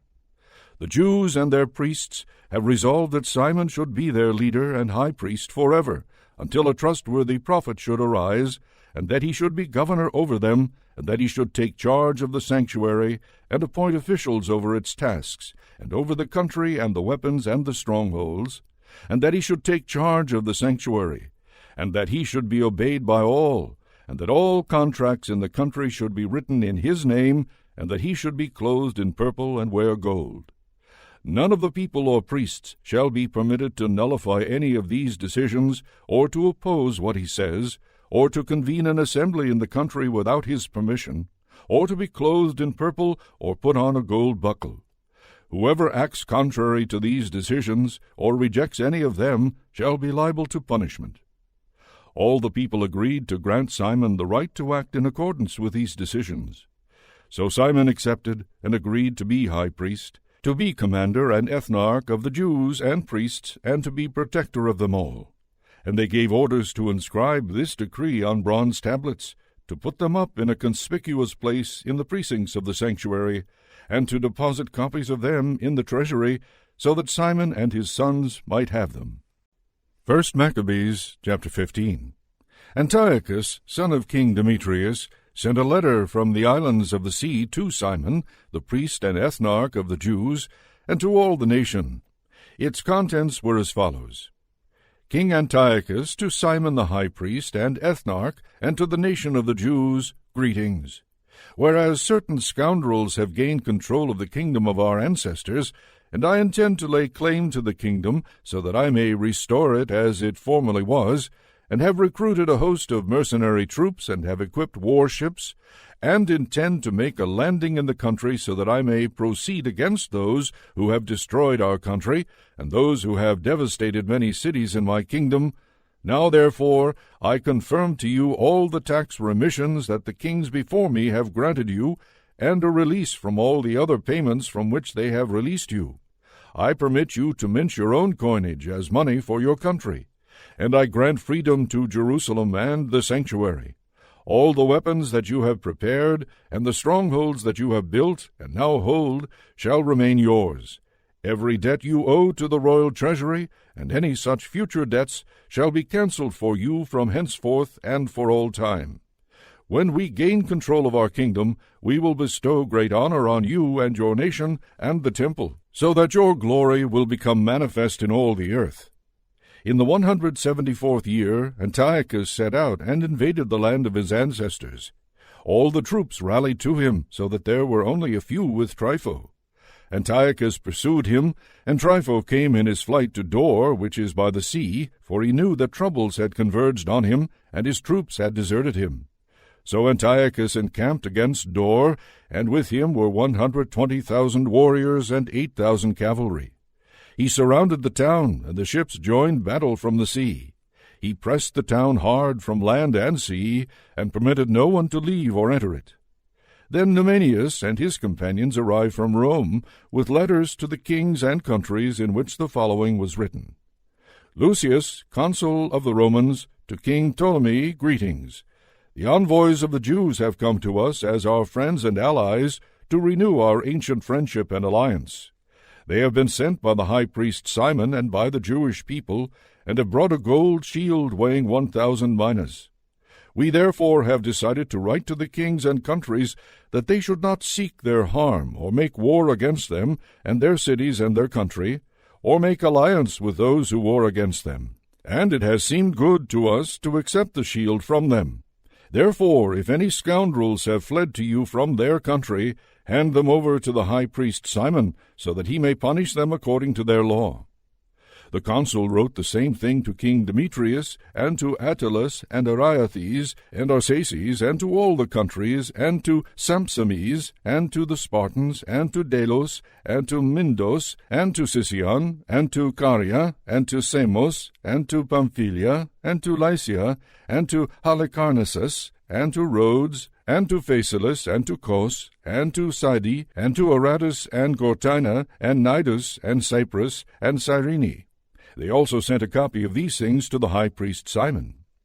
King Antiochus besieged Dor for the second time, continually throwing his forces against it and making engines of war. And he shut Trypho up and kept him from going out or in. And Simon sent to Antiochus 2,000 picked troops to fight for him, and silver and gold and a large amount of military equipment.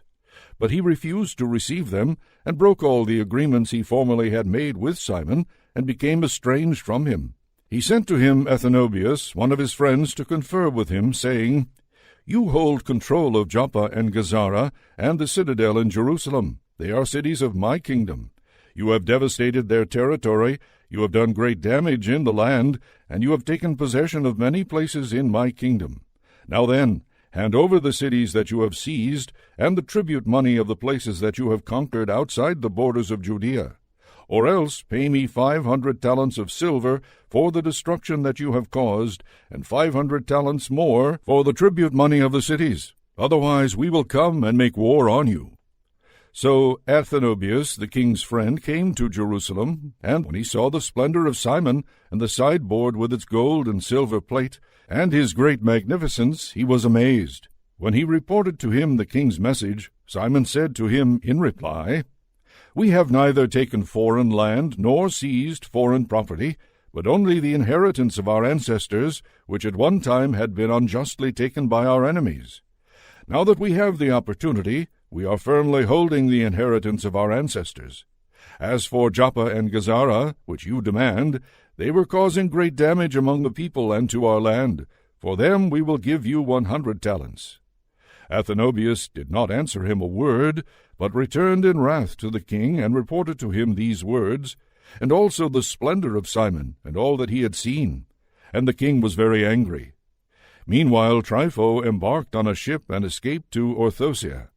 Then the king made Cendebeus commander-in-chief of the coastal country, and gave him troops of infantry and cavalry.